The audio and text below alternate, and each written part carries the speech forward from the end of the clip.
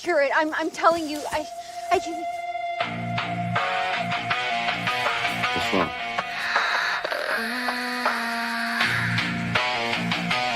It's hurting them. Wait, what the fuck is going on? Hey, Sarah, talk to me.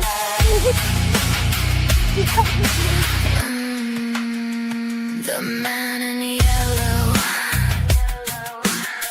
quite a calm and violent fellow. What's with the stick, the dress, and the case? Do any of those things get you out of this place? From vile nightmares, mysteries to solve. Who is the man plaguing this town? Dead friends, loved ones, strange voices on the phone. A radio tower made from hope. A storm came in and crashed it down. Crashed it down. The man in yellow, what a strange fellow. Shifting, haunting, is he deal making? Jim didn't listen, now his throat is missing. Why you digging that hole? No! Gotta know! Fucking get it now! From vile nightmares, mysteries to solve. Who is the man plaguing this town? Dead friends, loved ones, strange voices on the phone. A radio tower made from hope. A storm came in and crashed it down. Crashed it down. Clara is us.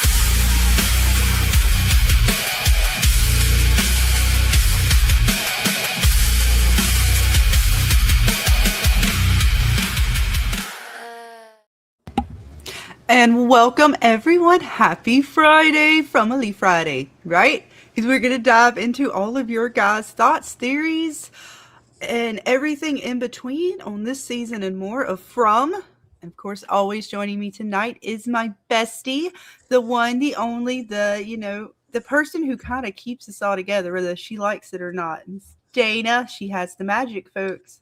How you doing? Good. I don't know, keeping us all together. I can barely keep myself together. So Somehow, yet you do. It's the magic. I'll take it. At least I'm keeping something together. I'll take it. I'll take it. You know it's not me, right? I mean, I'm not keeping it all together. I'm like Jade in From. I'm again in the bar and I'm just grabbing the string and I'm like, oh my god, I can't figure it out.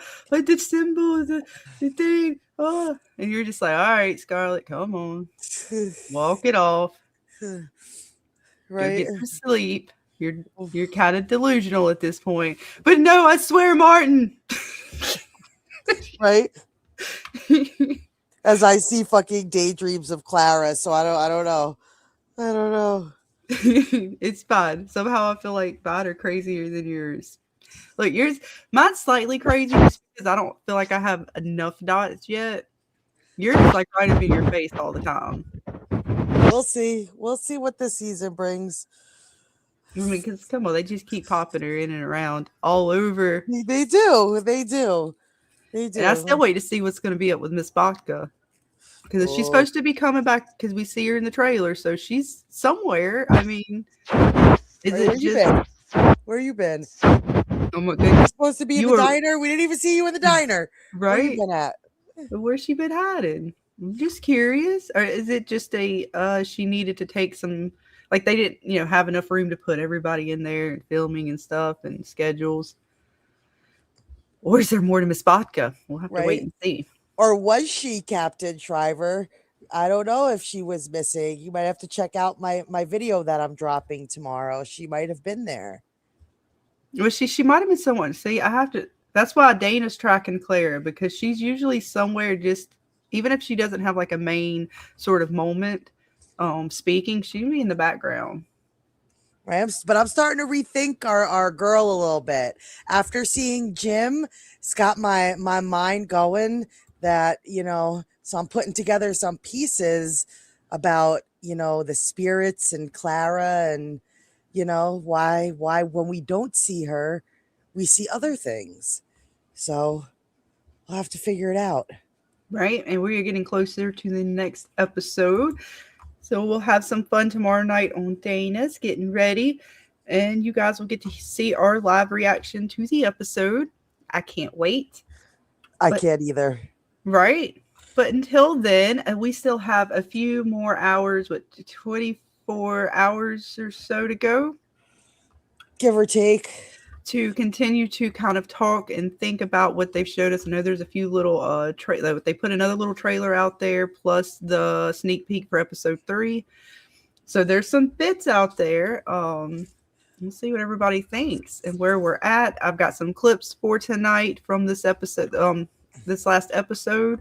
Just kind of clipped out a few bits of that and then showed previous seasons or episodes that I think they kind of correlate with. So we'll get into that with you guys and let you come on panel with us. We're going to open that up here in just a minute. But first, let's see, Dana, who's hanging out with us tonight. I know who's going to enter the danger zone with us. Right. And of course, we got Captain Shriver hanging out, giving the memberships. Thank you so much, hon. We can go ahead and say starting the night off. Right, Dana. Right, yay! We're gonna give you a little something. I have a feeling from what he said in the chat, we might be playing this a few times tonight, Dana. Welcome to the fever dream. Fever, you're on fire. Welcome to the burning desire. I said fever. Join the party.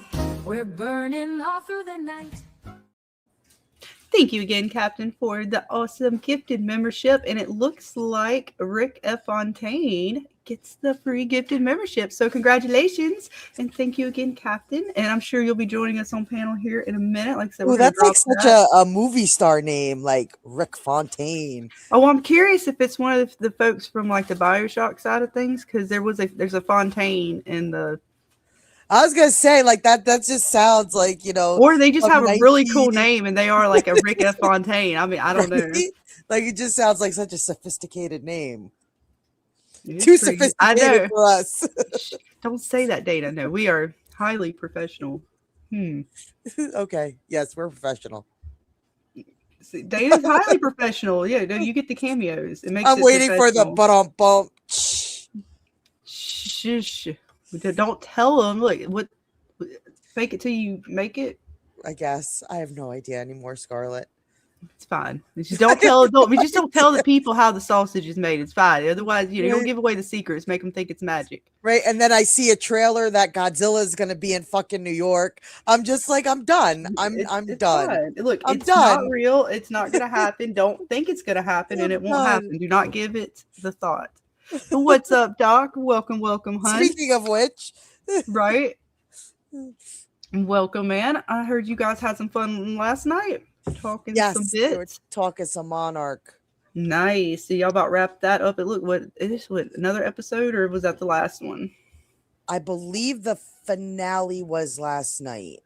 Nice. I believe. That means you're ready to dive fully into From, right? Like, 'cause I know what that's like. Look, that's why I can't do 2 shows at the same time, especially with From. That's a lot of bits to keep up with. Let's see. I see Mr. Haldeer also hanging out with us tonight. Welcome, hun. We got Tommy hanging out. I'm with Alice. We got JT. Welcome, everyone. Happy Friday. And Miss Chris. Yeah, I think I said that right.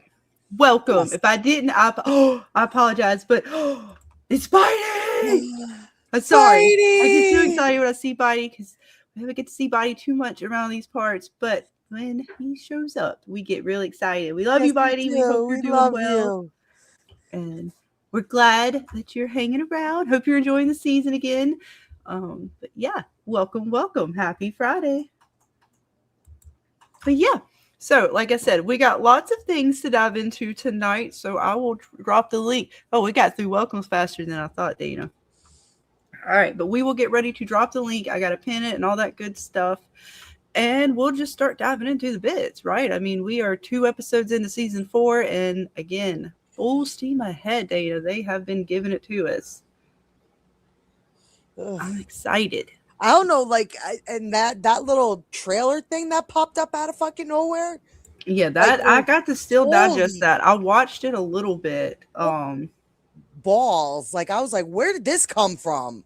There was some bits, and I can't tell if stuff was daytime. There was Dana. They play too much. That made my head spin a little bit. I don't know what to think. And she was on, and oh my God, YouTube. Are you kidding me? Oh, they're fucking with you again? Why is it when I have an open panel, they don't want to let me drop the link, but any other? That is some rigor shit. Hang on. Well, folks, again, thank you all for joining us tonight as we try to pin or drop a link in the chat, because apparently YouTube does not like our StreamYard's link. I'm going to do it over here on this side of things. All right, let me mute the stream. That was rigor. Why? How dare they, Data? There. Riggers. Did it work? I believe so. I'm pinning it. Yeah, take that, StreamYard YouTube. Right. Make me have to go all the way over here. What the hell is wrong with them? That is not nice, Dana. It's not. YouTube, don't make me rant. Right? Don't make me rant, YouTube. All right. Let me close that back down. Come back over here where I'm supposed to be. And welcome, Captain.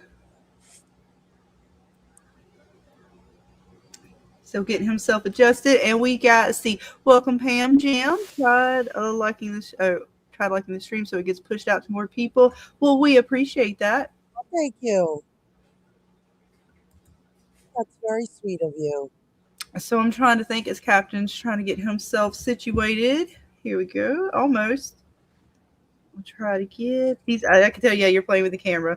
Like I said, there was a couple things in the episode. We've kind of talked about it. Monday night and some other nights on what we were talking a little bit yesterday, it was yesterday afternoon. Today it's Dana on Baby Clay's over there.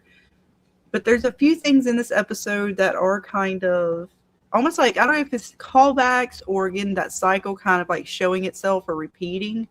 That is really interesting.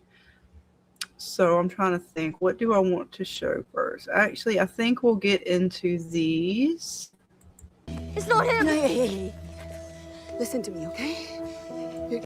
So again, from this episode, just the way that we know that Tabitha is possibly Miranda now, or 100% like they're the same kind of reincarnated. It's curious to see her behavior now with the kids. And then we're going to show Miranda's behavior with her children. And there is a little bit of dialogue there that's similar enough to make me go, wait a minute. It made me think of the scene that Victor talks about with his mom. And yeah, they're not 100% the same. It just gave that little bit of a vibe. Yes. Welcome, Captain. Salute, got it. Captain on deck. Right? Oh, mic is not quite working, but we got you here. Now we just got to get the mic. No, we can't hear you. Oh no. You working on it? All right. Yeah. See, I'm starting to learn to read lips. I said lips at the same time you did. I think I'm in. Yep, you're here. We hear you now. Right. Got it. Right on. But welcome, man. Happy Friday. Thank you. Happy Friday to you too. We are just over 24 hours from midnight on, well, I guess Sunday morning, right? And we're going to be watching that with enthusiasm. Yes. And great wonder to see how things are going to go. I'm excited. Oh, yeah. Oh yeah. Especially how they've set things up. And I got some clips together just showing things from this episode going, and then how they reminded me of things from past seasons or past episodes. And although the scenes may not be completely identical, there's something, whether the dialogue or just the topic at hand, that I'm like, maybe we could take a little closer look at and see what everybody thinks. Let's see. Pam Jam says, I liked Tabitha better when her only lines were no. And I can't. I got left. That's funny. Fair enough. Right. But again, so, you know, and this whole season so far has been very, very sad. But boy, I mean, I feel like they're setting these things up, man. There's too many similarities, but let's see. I gotta stop talking and just show it. Yeah, that's awesome. You're gonna go with your sister. You're gonna go down to the barn, okay? You're gonna check on the No, rest. no. Yes, please, Julie. It's not him, Oh, right? this is rough. It's not him. This is rough. Julie, please. No. I need you to go to the barn with Ethan. I need you to be brave. Now, do y'all remember? I mean, Miranda said some very similar words. Yes. Yes, she did. Almost identical. I need you to be brave. And then, of course, and I'm going to kind of show it where I think it shows the first sort of scene before Eloise comes in with Victor. But again, both children together. Again, just knowing that Tabitha kind of redoes these same, whether it's the bracelet or just different things, it just shows like that is part of who she was. So I wonder if maybe that's part of the original story as well. As far as maybe she had 2 children. We know she had the one, but I am curious. If Victor forgot about his sister, is it possible that Tabitha might have had 2 children? Oh. Because again, we're talking about repeating cycles. This right here is another repeat to a degree of her mannerisms. Whoever her original version was is repeating these sort of phrases. So I don't know. Probably nothing. Throwing it out there, you know, muddy the waters. Sorry. Damn it. I know, it hit you. And thank you again. Catches you throwing them out all night, man. I am. I gotta go look. Who got it? Who got it? Oh, I gotta go look. Doc Doc got got it. you. Doc got Nice. it. Somebody in the chat. I love it when that happens. That's great. Congratulations, Doc. 30 Yes. days of the ladies. Right well, on. I know Igor from Geeks Academy. Shout out to him. Great channel. If you're not subscribed to him, go check him out. He's got some good theories on From, and he's a good time to watch.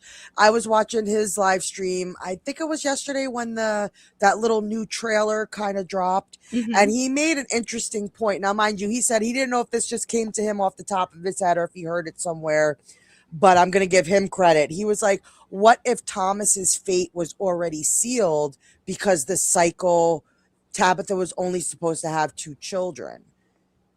Yes, So I if she heard was that. only supposed to have 2 children, then maybe Thomas was supposed to die no matter what.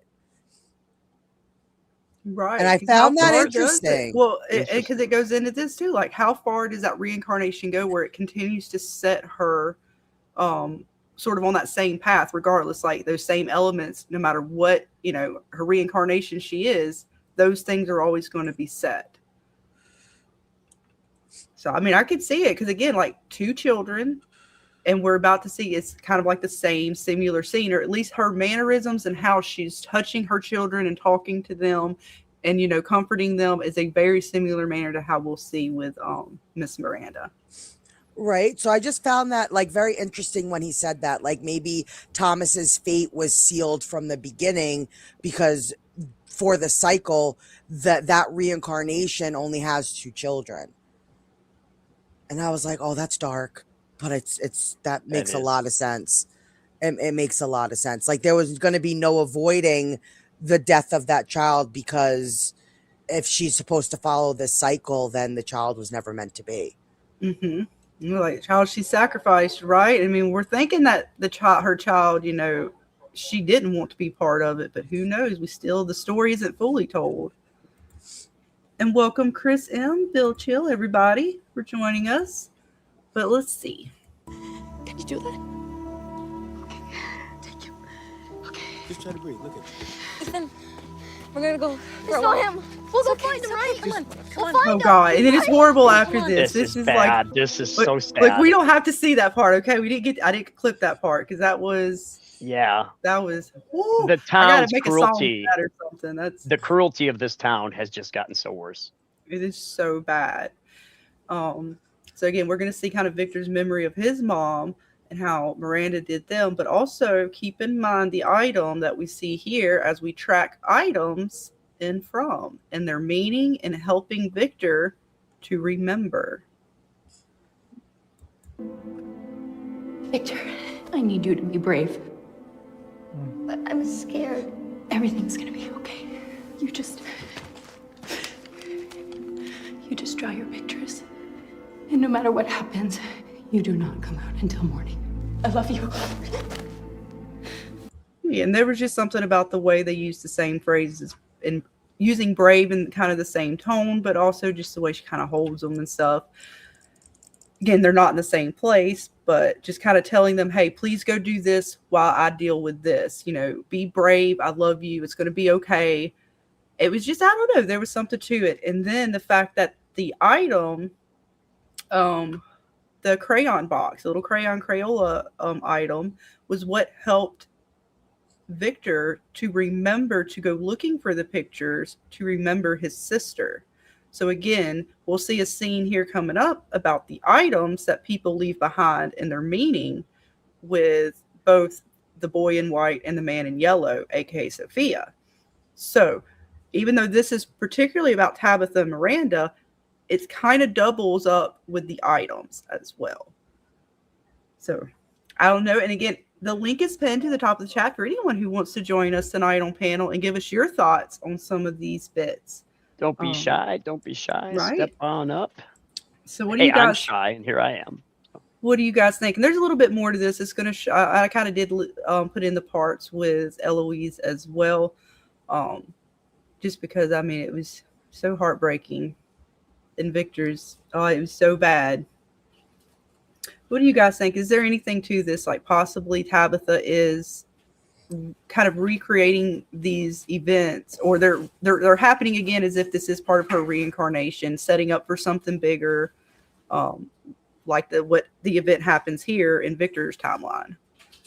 You know, I think maybe not Victor, but Ethan is being set up to become the new Victor if they don't completely break the cycles. Because Ethan is very much, in my opinion, very much like Victor as far as the crayons and the drawings. And it's almost like, I don't know though. It's really weird because you have a Victor he lived the cycle of the 70s. Why is he still alive in the new cycle? That's what I always wondered. And I think maybe Ethan might become the new Victor. He might be the last one left in here. It's possible. Yeah. Oh yeah. Oh yeah, definitely possible. What about you, Dana? Any thoughts so far? Well, because then it makes you think, like, if people are thinking that Ethan could be like Victor, then do we think is Eloise like Julie? Mm. You know, Very good thought. so it's like if we're talking about cycles and everything like that, and now it comes into play that Eloise could possibly be a story walker, well, then what the hell is she out there doing?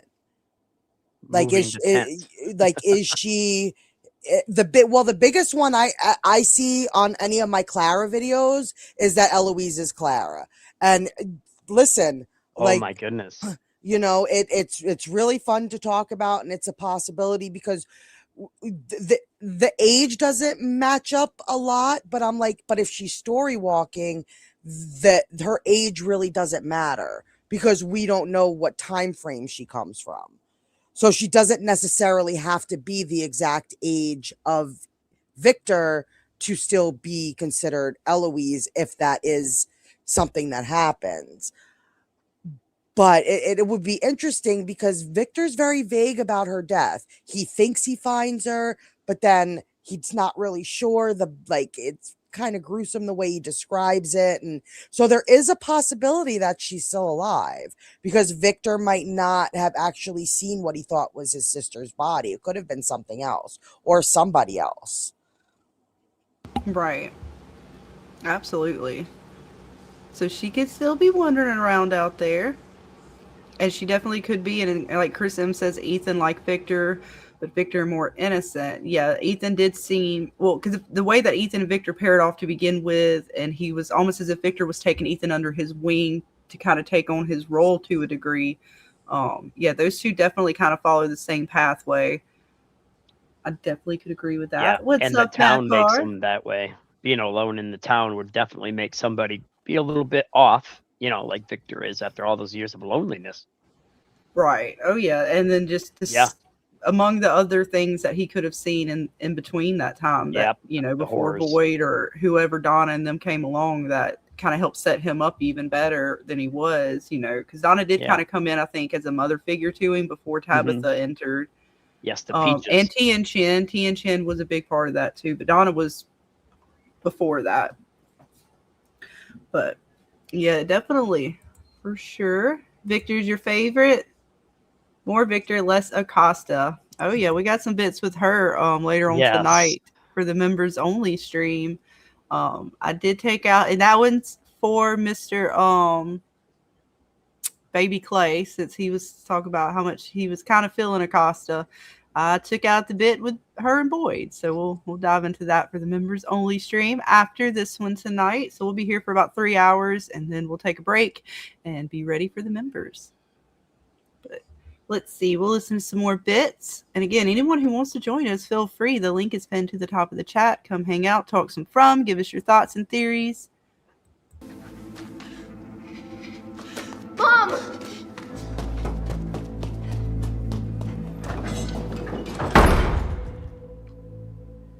It's so sad. It is. Now he's alone. And it is crazy. Again, he didn't fully remember. He started to remember with the crayon container, but this was not even the true memory. Right. So the fuckery is real, even for our boy Victor here, and him trying to remember bits.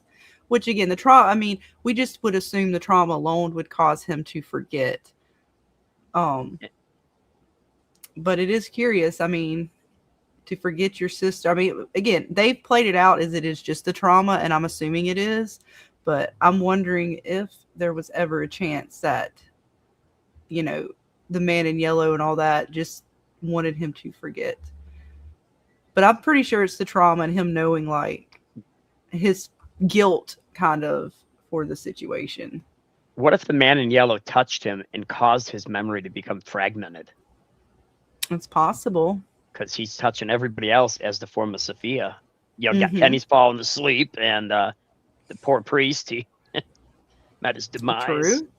Yeah. True. From what it looks like in one of those bits they just released, it sounded like Victor said something about the man in yellow, so almost confirming that he has been in his previous timeline, because I know we were talking about that earlier in the week, or even last week. Like, what did Victor actually know? Can you see my cat tail? Yeah, she beats me with that thing all the time. I know cats do tend to love to get on like the computer desk or wherever you're. Yeah, I got two tortoiseshells. Always from the same womb. They were born at the same time. Nice. What's up, Debbie? TJ, welcome everyone. But let's see. I got all kinds of bits to check out. Hopefully, like I said, we don't get in too much trouble. That's why I'm talking a little bit in between. Like, yeah, stop and go enough.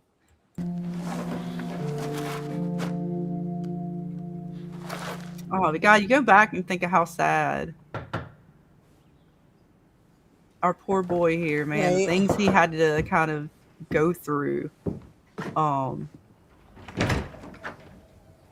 like, did Tabitha never told Victor yet that she was Miranda, right? No, I don't think so. I don't think so. Not yet. No. No, not yet. Mm-hmm. I wonder if that's ever going to like be flushed out to him. Like, hey, by the way, I was your mom, when you was a kid here. That would really mess with him. Well, I mean, it already kind of messes with Henry a little bit, but I don't think he's fully aware yet either. He just knows. No, and I Yeah. think that's what he's reacting to. Everybody, I know I've seen stuff he's reacting to. Maybe he knows the man in yellow. He is the man. No, I think he's reacting to the fact that he's finding out Tabitha's Miranda. And he's having that kind of bugged out moment of, okay, holy crap, like what in the hell? So I don't think he's reacting to the man in yellow. I think he's reacting to finding out Tabitha's Miranda. Yeah, And Body makes a good point here. Victor was proper scared, kept him safe. Ethan is impulsive and wants to be heroic, not safe. Yeah, definitely. I mean, yeah, he definitely. Victor listened, and Eloise didn't. So yeah, and we know Ethan don't listen. That child cannot stay inside to save his life. Nope. Dude, that is like a parent's worst nightmare. You got to do more than lock the doors. Like, oh my God, you got to like bolt it or something where he can't figure it out. I don't even know. You got to put like an alarm system on it, like in nursing homes.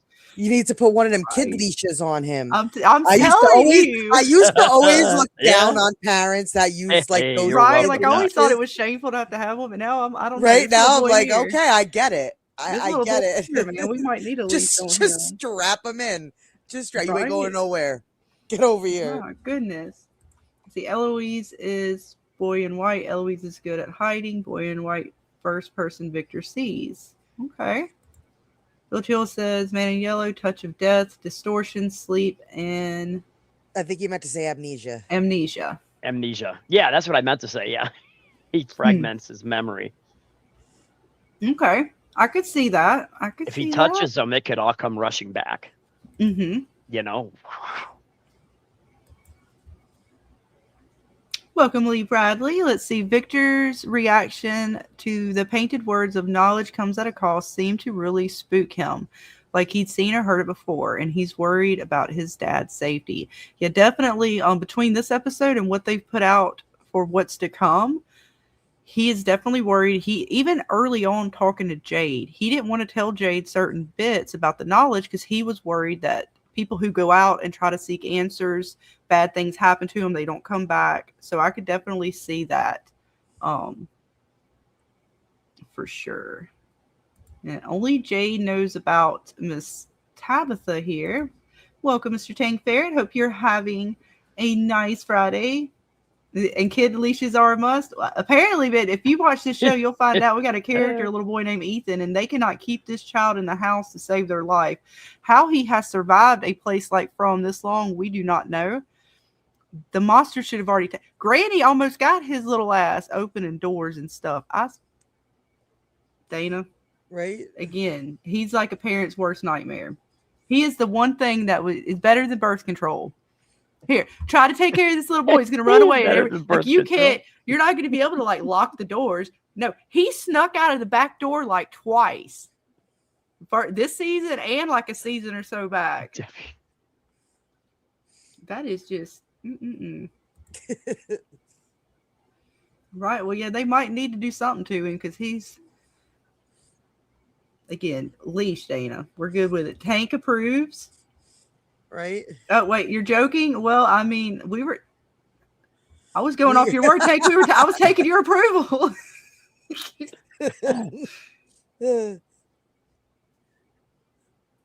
Doc, that's an excellent point. If Julie is a story walker, what if Ethan is the storyteller? True. The way that he talks about the Chromonocle and how things seem to play out with that, he could be. Yeah. Yep. I could see that. You're worried for Henry too. A lot of our characters, right? Because we're so close now knowing that there's going to be 5 seasons to end game, which in a place like this means like what all gloves are off. Anybody could kind of be taken out. Of course, we kind of do still have a little hierarchy of characters with plot armor, but that plot armor for characters is getting smaller and smaller. At least from what I can see. And I could be wrong. We might still end up with most of our main guys still at the end, but I'm thinking that we might not.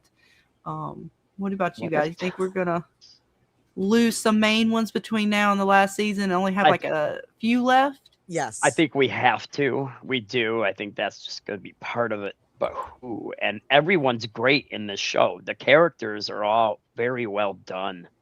and any loss right now would be hard to take. But we know somebody, like in Game of Thrones, for example, man, you were losing main characters left and right. It was just nonstop, and that was good because that was something different in a TV show. Mhm. I don't know. Let's see who we gonna lose. Like Elgin, are we gonna lose Acosta? Which a lot of people would be okay with that. I think she's gonna fall in love with Boyd. I really do, but that's my opinion. Yeah, And it could be. I mean, they even showed some bits with him. You know, about him and Acosta, like kind of talking and stuff. yeah, don't and we can't know. lose Kenny because Kenny must suffer. Kenny is the equivalent of Miles O'Brien on Star Trek Deep Space Nine. O'Brien must suffer. Kenny must suffer. So he's gonna make it all the way to the end. Easy. Mm-hmm. He must suffer. Unfortunately. Indeed, Tank. Always. Thank you for stopping by, man.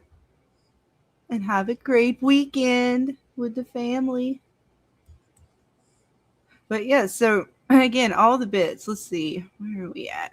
I got lost in all of our talk. We'll end up rambling and we'll be well far into the bits.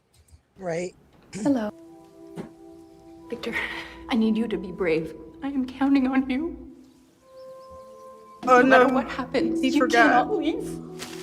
What did you forget? What did you forget, Victor? God, y'all remember when that happened though? That was like, oh my God, that right there was like one of the biggest things at the time. It was like, what? Because we assumed his memory was accurate, right? You got his sister the whole time, like. What? Yeah, we had no clue. Yeah, this is so well written. Holy crap. So well written. Aw. Question is, after next season, what show do we go to next? Look, I don't want to think that far ahead. Right? Still You're got- asking, Yeah. You're asking a hard question there. Look, I got You're asking a hard Fallout. question. I got Fallout. Yep. Yellow Jackets has still got a little bit. 3 Body Problem. And I can't remember what was it Shogun? There's a new one on Apple TV, and it's what's it called?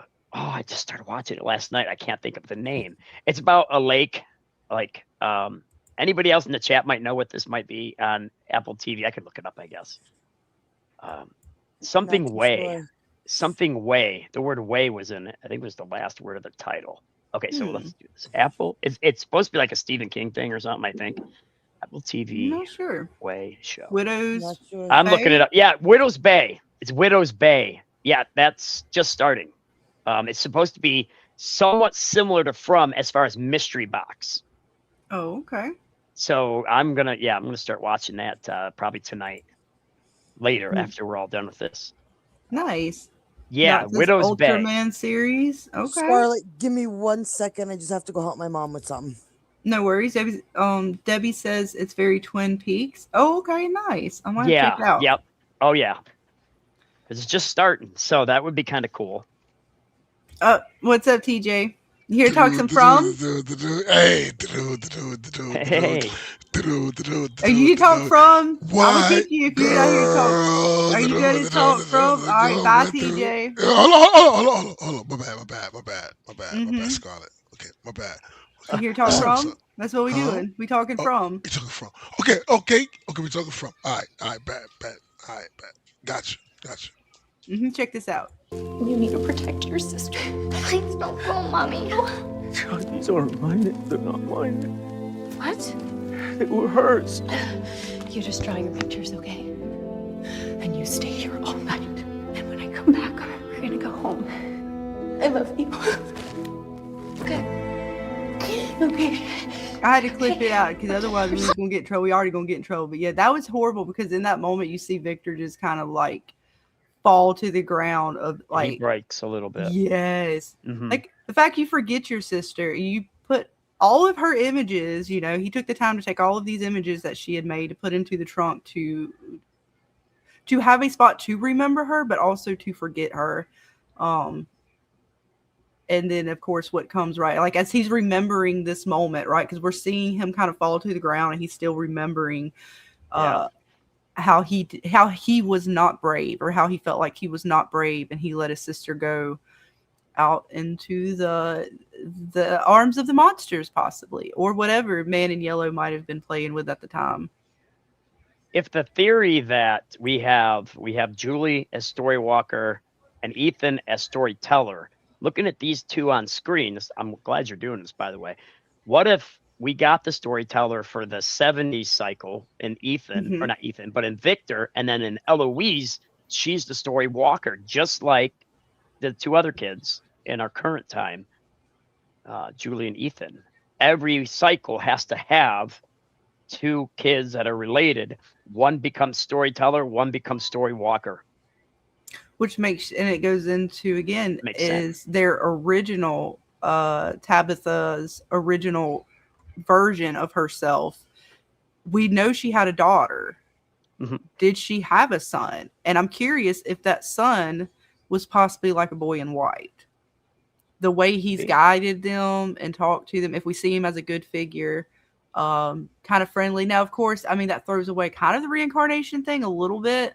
But it is weird, the fact that they're making sure both versions of the reincarnation that we have seen, that we know for a fact, Tabitha and Miranda, have both had two children that have entered into From, and then they seemingly are having a similar path. If that is true, then you would think the original version of her would possibly have two children as well.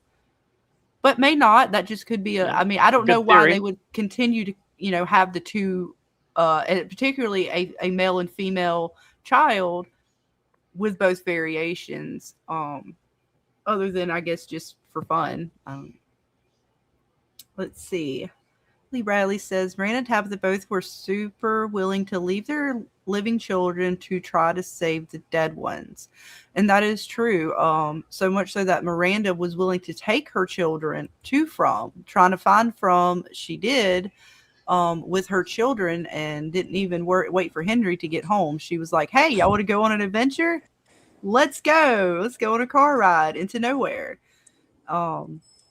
So yeah, both versions, Miranda and Tabitha, are very much so quick to go and solve whatever this is that is haunting them, as opposed to living, in the now with their children. And that is tough. I mean, Miranda was highly plagued. What's up, TJ? I got a question. Mm-hmm. Camacho tonight. Macho Camacho. I have a question, because I've watched this show. Have they done anything? Have they answered anything? I'm not hating. I'm not coming over here on some bah humbug shit. We talk about that all the time. So, what have they answered? There are monsters that come out at night and will kill you. Right. Okay, we know that. Mm-hmm. Yes. Okay. And we know that the monsters were the original town folk that sacrificed the children. Yes. And at least that's what we think we know. Well, that's what they told us. What they told us. That's what they told us. Right. Yeah. Okay? Don't believe everything you hear. Okay. Right? Don't believe the hype. Right? And that it was their hopes that were poured into the roots that created the symbol that we see all over the place, and the faraway trees. Trying to think what else we know. When the dude I know. in the tree, the lighthouse, or have they gave? I stopped watching. The show's called Follow. I stopped watching. I'm not being a douche. I know. Have they answered anything? Not truly yet, but this season they are starting again. Like, we're kind of going through these scenes where they're doing these sort of callback moments to previous seasons, letting us know, okay, these things did matter. There is, and there's only going to be 5 seasons. They announced we're on the 4th, so this season and next season is supposed to kind of they got to wrap it up together. So they got to wrap it up. So this season, by the end of this season, we're supposedly supposed to have decent answers. I'm not saying we're going to have all 100% of the answers, but the way they were talking is this one's supposed to really tie in a lot of the things that we've seen in the past seasons. Yes. So I get your frustration. Trust me, every time we've gone through this and I think we know something, I'm like, well, to be fair, we don't really know. Yeah. And the monsters are immortal, indeed. Oh, This That- yeah. mystery we know box that. is very deep. This is a very Yes. deep mystery box. Mm-hmm. Yes, We and believe we know that there is some kind of reincarnation going on. You think they fucking with Um, us? You think the writers are fucking with us? Like the Well, we'll audience find writers fucking out. with us? We'll find out. We know that Jade is great with a violin. That's Mhm. I like confirmed. that. I like that. I love like it. that. He's good, man. He's awesome. I love Julie that can song story too. walk / time travel within the world of From so far. We do know that. Mm-hmm. yes. And she interacts with it. Like she almost died this last episode. She almost Which didn't is- make it. Odd they didn't kill her, but that's good they didn't, because well, then that would really ruin the show, wouldn't it? Well, we know she wasn't going to because we know she's going to end up at the look, point with the I man in stopped yellow. watching. I Right. stopped watching. Oh, we Give me know a Julie's second. going to get a haircut at some point, which we assume is And because the some monster. scratches. Tell Right. me if anything changed. Tell me if I missed anything in the last season. All right. Yes. So Yes. you're driving down the street Mm-hmm. and you They explained about the children a little bit more. The monsters go- in town, their you connection. hit this path. You hit this path where there's a fallen tree, and you go into where there's a store or whatever, and you go there You go into town, and you go into town, and now you're stuck. right? Stuck. Okay. Mm-hmm. So And they've revealed more every about night, the every children. night, everything is cool during the day. They feed you. Food comes from nowhere. We don't understand how to get fed, but food comes from nowhere. You get fed. Right. You know what I'm saying? Everything is cool during the day. At night, Uh-huh. the goons come out. At night, the goons come out. A lot of doors. Right. You can get a talisman. Yeah, like a certain thing that you can put that keep the goons away. If you're out of the radius of, correct me when I'm wrong on this. No, you're doing good so far. Mm-hmm. Okay, but when you're in the radius of the joint, Well, you got to be in a closed space with the talisman without a monster in there. You're safe. Once it's breached, they can enter. Yes, or if they're in there before you like seal the place up, it doesn't work either. Like in the barn. Yeah. Yeah. So yeah, to be fair, I mean, if you want to watch it and get back into it, TJ, the last season I'm with it. It gave a little bit more information. So the last season, the black guy, like he went into a tree. Okay, it was a lot going Boy? on. It went to the No, White, Boy the White didn't House. go It was, through. it was, That Oh, was you talking? the end That of was episode- that was season 2. one. No, one. He went. Oh, into one. the That was tree. one. Yeah, that was season 1. There's a lot that's happened since then, man. okay, he went You're to gonna the have tree. to go back and watch. Okay, just help me out real quick. I need you to summarize this for me. Dude, I can't summarize. There's so he many went- bits, dude, that so we he got to went- get so to he went to the tonight. tree. Okay, so he went to the tree. All right, whatever. And then we went to the tree. He came out and he was there with this guy that was locked up, and the guy was telling him that it's always been this way. Martin. Yes. You talking about Martin? Yeah, the old guy, like there was the older guy that Martin. was like, that was chained up. He was like trying to tell him that it's always been this way. I don't know, Right. trying to school him or something. Okay, has anything came? Okay, and then after that, yes, the, we the, the have. other the other TJ, guy was on the chill, radio. look, He had the radio TJ, I'm signal. gonna knock you off the stream, boy. Okay, I'm sorry. Calm down. There has been a lot. I cannot go over Mm-hmm. all the bits between season 1 to where we are in season 4. You're gonna have to go watch. There has been more development on Martin. There has been more development on the children, more development on all the bits you can think of, the caves, everything in between. They have slowly given us little bits to it. You're gonna have to go back and watch. I gotta get through these clips. We talking season 4. My bad. Thank you for having me on. You need to go watch it, man. Go catch up. It come Ladies and back. gentlemen, yes, man. I'm gonna mute myself and listen. All right. No All right. worries. It's all good. Welcome, Kenny. But yeah, let's go. We're gonna get back into watching some of these clips again. I got quite a few to get through. No! Victor, it's okay. It's okay. It's okay. It's okay. Yes, Yeah, it's what okay. great acting from Mommy, wait, please, I the want actor to that come plays with you. Victor. Alice, Oh, yeah. Scott McCoy. Oh my goodness. I had to think for a minute. I forgot. I'm horrible with names. It's okay. And how But long he did had he such have to great- practice? You know? Well, right, because every scene he captures that character of Victor spot on to how he would interact with each character. You know, with his dad, like everything, how he reacts to these situations, the subtle looks he gives, is really good. Yeah, outstanding, worthy of an Emmy or however that works. Right, and again, the items. So, that's a what is the meaning of the items going to be? Because even that, helped remind. What's up with him? Well, what's up with him? They're clues. I do not have time to go back into all the bits. Oh yeah, Victor's a complex character, very complex. Yeah, it's fun though. He's that way because of the time. Think of, if you in that flashback you just saw, he's been stuck in this place since he's been a child, and for a majority of the time he was alone, and alone in the sense of people died. People who came in here died until very recently when Boyd was able to kind of get the town somewhat under, a normalcy, whatever you could consider normal for where they are. But there's a lot. He's had to endure a lot throughout. Yeah. Like, you just got to go back and watch, man. There's a lot of bits.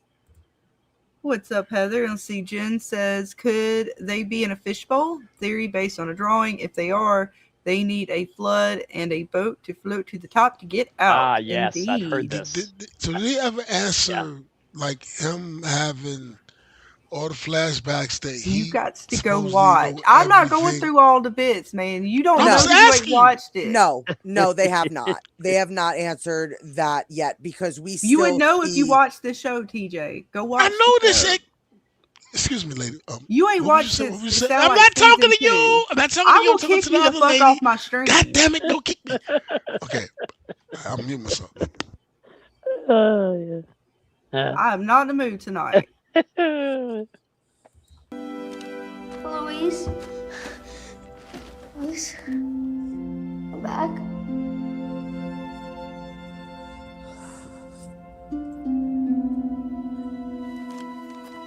Our poor guy, though. I stayed until... Oops. And so that goes into, again, the items. Talking about the items. This scene here is going to kind of talk about how the boy in white talked to Victor about the items and him burying them. And then we'll get to see little Miss Sophia and how she gets to play around with items. And see if that's not a thread worth following. Morning. And when I came out, there were bodies everywhere. That's horrible, man. Hey, look at boy in white smiling. That was the day that I met the boy in white. Did you, Heather? You just watched this one? You know the boy in white. A powerful He's episode. my friend. He's my only friend all those years. Who's the boy in white? We don't know yet. That's still a mystery. So yeah, again, the boy in white, he's popped out. He's his only friend. I love how like Sarah and him get to talk about it. Like, oh, so can we get everybody who has seen the boy in white together in a tent like this and talk about their experience? I love how we get a few characters. What's up, MG? Welcome. But I was alone.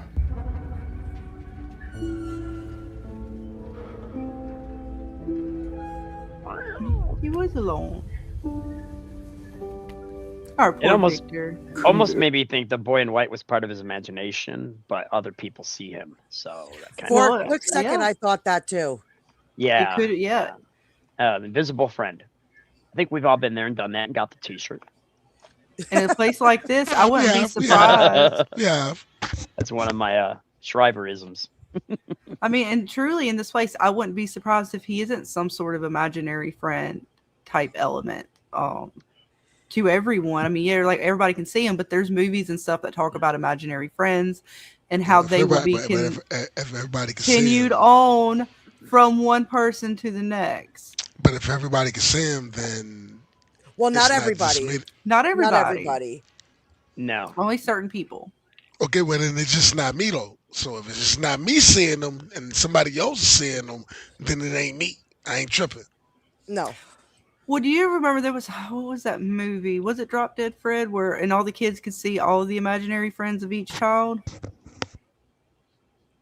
It was a movie about imaginary friends. It makes you wonder if the boy in white ever revealed himself to Megan. Could have. Let's see. I'm calling Boy in White the avatar of the magic tree and the collective unconscious of the sacrificed Unkui kids, hence appearing as a child. And yeah, because I did wonder his connection to the children. He does seem to have a strange connection to the kids without us having any real concrete like anchor for where he fits with the story. Man in Yellow, very easy, bad entity. If the Man in Yellow was the said bad entity that made the deal, very easily, you know, manipulative type entity, very easily explained, but where does Boy in White fit? So yeah, I do like it that he could be kind of their collective thought, their collective being, that or that's left over, the goodness of them. I like it. Let's continue. Let's see. They poured their hopes and perhaps a little extra into the creation of the magic tree. Indeed, they did.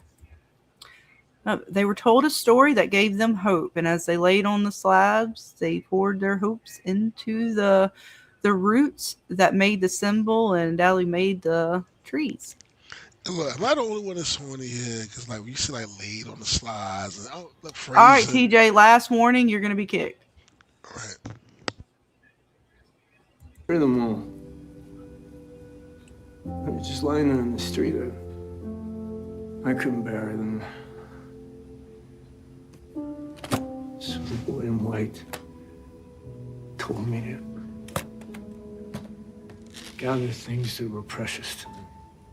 Gather things that were precious to them. To bury those instead. Again, too many bodies. He could not bury them all, so the Boy in White asked him to gather things that were precious and to bury those. Who knows? Does it have meaning? Again, why just bury the items? It could just be innocence. Or is there something more to the items? Something more. Because with the Man in Yellow, when he was in that back room checking out everything and touching stuff, something about that, with Victor collecting all that and with what's going on, there's got to be a connection somewhere. Absolutely. Oh, yeah. Yeah. Because the Man in Yellow comes back, there's a dress in a box for him in that box, and next thing you know, he's some blonde chick and wreaking havoc in the town secretly, but stealthily. Right. And who did take care of the bodies? I mean, I'm assuming they kind of decomposed over time, and as people came to town, some people might have moved them away. I've heard the dogs have something to do with it. The dogs dragged the bodies out of the way, but I don't know. We don't know much about those dogs yet either. Nope. No, not yet. Great mystery. Right. And there's 2 of those. It was about the 2s. Mystery. We got 3s, 2s, 7, 4s, numbers galore, but we don't know what they truly mean yet. I love it. Just like Lost. They'll let us know, and then we'll be like, oh, really? Okay, well, that made sense. All right, fine. Damn it. We were all wrong. So far off. So, it's so sad. All these things, they belong to people that were trapped here? All these things. Yeah. Oh, there's you boys. Love your Sarah. You'll have some more of her after dark hours. But yeah, again, so many items. And again, our girl, she's going to love how she gets to touch on these things. And again, I can't wait to see if they do reveal something with the items. Jasper was a big item that they showed a lot, and they kind of still did last season. So I'm wondering if they're going to bring Jasper back to haunt Jade any further. And then, of course, what did they get Miranda's scarf? Didn't Victor's dad? I think he got Miranda's scarf. And I think that was the scarf she was wearing when she died or something. I can't remember. The Man in Yellow, to me, him touching the stuff in there, he was like touching them and he's thinking to himself, I remember when this one was killed. That one was killed. They're like trophies to him. Mm-hmm. Like trophies to him more than anything. But again, we need more information. And yeah, the monsters, they could have been the ones to clear out the bodies for sure. To kind of make that way that the newcomers wouldn't just see a whole bunch of bodies on the road or something, depending on how they wanted to set it up. they seem to be semi-intelligent. They're just kind of shy from a certain point of view. Right. They don't even talk to each other. They just look at each other and walk away. I wonder who these belong to. God, the way she says that. It's kind of See, nice, though. I mean, there's a part of thrill them in it. that's still here. Part of them that's still Part here. that's not forgotten. Part that's not forgotten. forgotten. That's Right? it. Like, so it makes you think Trophies. again. Yeah, it could be trophies. Or again, is that the psychic link? I remember the guy that had this It's the violin. tag, right, Lee? Are these items part of how the magic works here? Because we do have a music box that holds a lot of magical powers, and that is an item. She touches the ballerina again, which again, so what did these items hold? Is it just a conduit for the spirits to come back, or for her or him or whatever this entity is to shapeshift into things? Yep. Or is it hold more meaning than that for what this place is? Again, sort of a lost and found kind of thing. A lot of things are lost here, but if you can find, I mean, it's almost like they go on these little treasure hunts and they find these little bits and it helps them remember things. So I don't know what it means, but I'd like to follow the thread. Yeah, definitely. I've never really thought of it that way. Right, Sarah? And it's so curious too. She's telling Sarah this, and this is, you know, what, the next season after the powwow with Victor that we just saw. So Victor's kind of talked about the items, and now she's like, well, I never thought about it that way. So Sarah has gotten both perspectives. My son's home. Items. I'll be back. No worries. No worries. But yeah, Dana, our girl Sarah here has gotten both perspectives from the man in yellow's sort of talking about the items, and then Victor talking about how the boy in white did. So I don't know if that means anything, but I just found that curious or interesting. Right?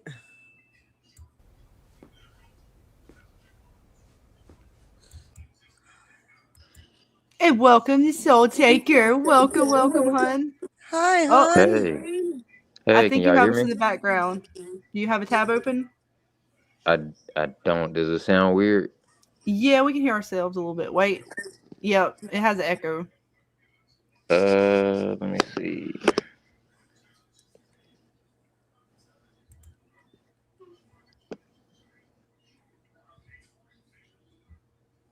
When Sophia sees the ballerina, her reaction is pleasure, in your opinion.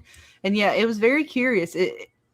She definitely was, I don't know if it was happy, excited. Is it better? It's weird. It's just got it, like it kind of hears us, but it's crackly when we talk. Let me leave and come back and see if it works. All right, man, no worries. Don't worry, hon. Yeah, she definitely was acting peculiar, Dana, with this here ballerina item. Yes. What happened this morning to that man? So I don't know. And again, they made sure to show, it wasn't even just the fact that she touched it, Dana. The way the camera pans to it after she even touches it later, like they make sure. What did she touch? I'm just getting back. What did she touch? Can you not see it on the screen? I don't know. I'm looking. Okay. Oh, the ballerina thing. Okay. All right, my bad. Okay, I got you. She touched it. So it is very curious knowing with the music box having the ballerina in it and them making kind of this note to it. Does that sort of thing happen a lot? Even a little castle back there, Dana. He's kind of cute. Right, we're gonna have to scour that fucking room now. They got all kinds of stuff back here. God dang. It never used to. Like they got all kind of like 20 cameras up here. Oh my god, Dana, the cameras. It's gonna haunt the cameras again. When Sophia sees, yep. Okay, yeah, I read that one. For a long time after Boyd found the talismans, things were... It happens a lot more often now. And this whole conversation is just jacked up, man. She's coming at Sarah. No, you know who you are, Mr. Man in Yellow. You know. Playing games. I mean, like serious freaking games with our character. There was a toy boat on the shelf. I didn't see it. Holy shit! There's all kinds of stuff in here, right? See, Data, we need a full inventory. Is she likable or is she a cunt? I don't know, dude. All right, TJ. You on my last nerve. No. I'm getting on your nerves. Look, man, we try to like people here to really talk about the show, man. Yeah, I'm asking. Is she Why are you likable? calling her a cunt, dude? I'm asking you. I don't know. I don't know nothing about her. Exactly. Go watch the show then, TJ, so you'll so, know. Your opinion. I'm not. No, TJ. Seriously. All right, bye, man. You have a good night. All right.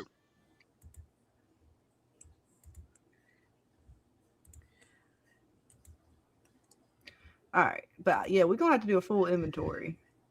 Yeah. Oh, yeah. Because you know you're gonna have to blow those up for me. I know.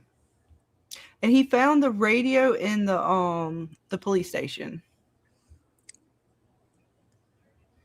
Yeah, that's where. Yeah, Jade found the radio in the police station, and then eventually, after all the storm and all, I believe Jim got a hold of it and took it back to the RV. Yes, because it crackled, and that kind of triggered Jade. Mm-hmm. His curiosity, shall we say, peaked when it and Kenny's like, oh, it just does that every so often. So he snatched it and then went to go find Jim and was like, okay, dude, let's try to get a signal. Right. So now, this is what I'm saying with this place and why I get so fucking frustrated. Because it's like, we don't know that there's two sides, but there seems to be two sides. Because why at that moment did that radio crackle to trigger Jade to think about making the radio tower? But then in turn, the storm comes because the other side's getting pissed. So I definitely feel like two sides are at play.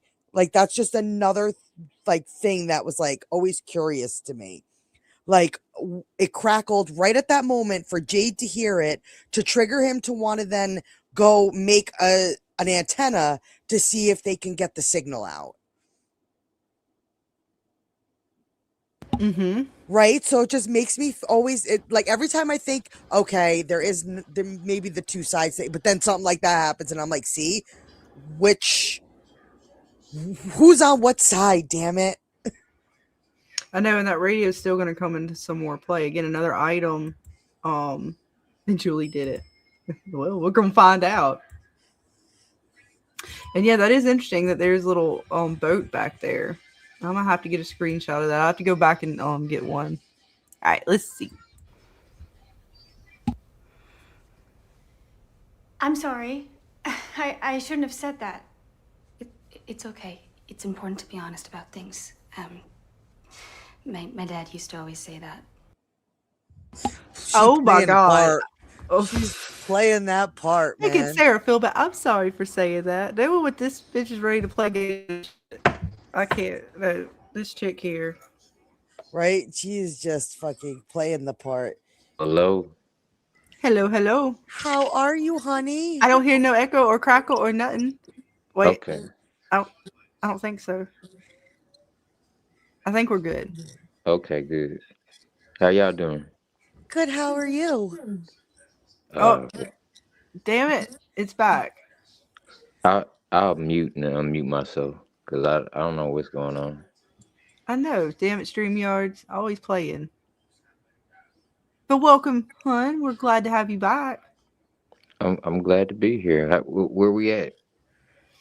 Well, I'm going back over the episode this week and showing some scenes from previous episodes that kind of remind me of some scenes from this episode and seeing if there's any thread there worth following. So we were looking at Victor when he talked about the items that the boy in white from the people who died in the massacre told him to bury those items. So we kind of listened to that, and then now we're listening to the man in yellow talking to Sarah about the items. Victor talked to Sarah about the boy in white's version. Now we're listening to the man in yellow, aka Sophia. If the items have any meaning.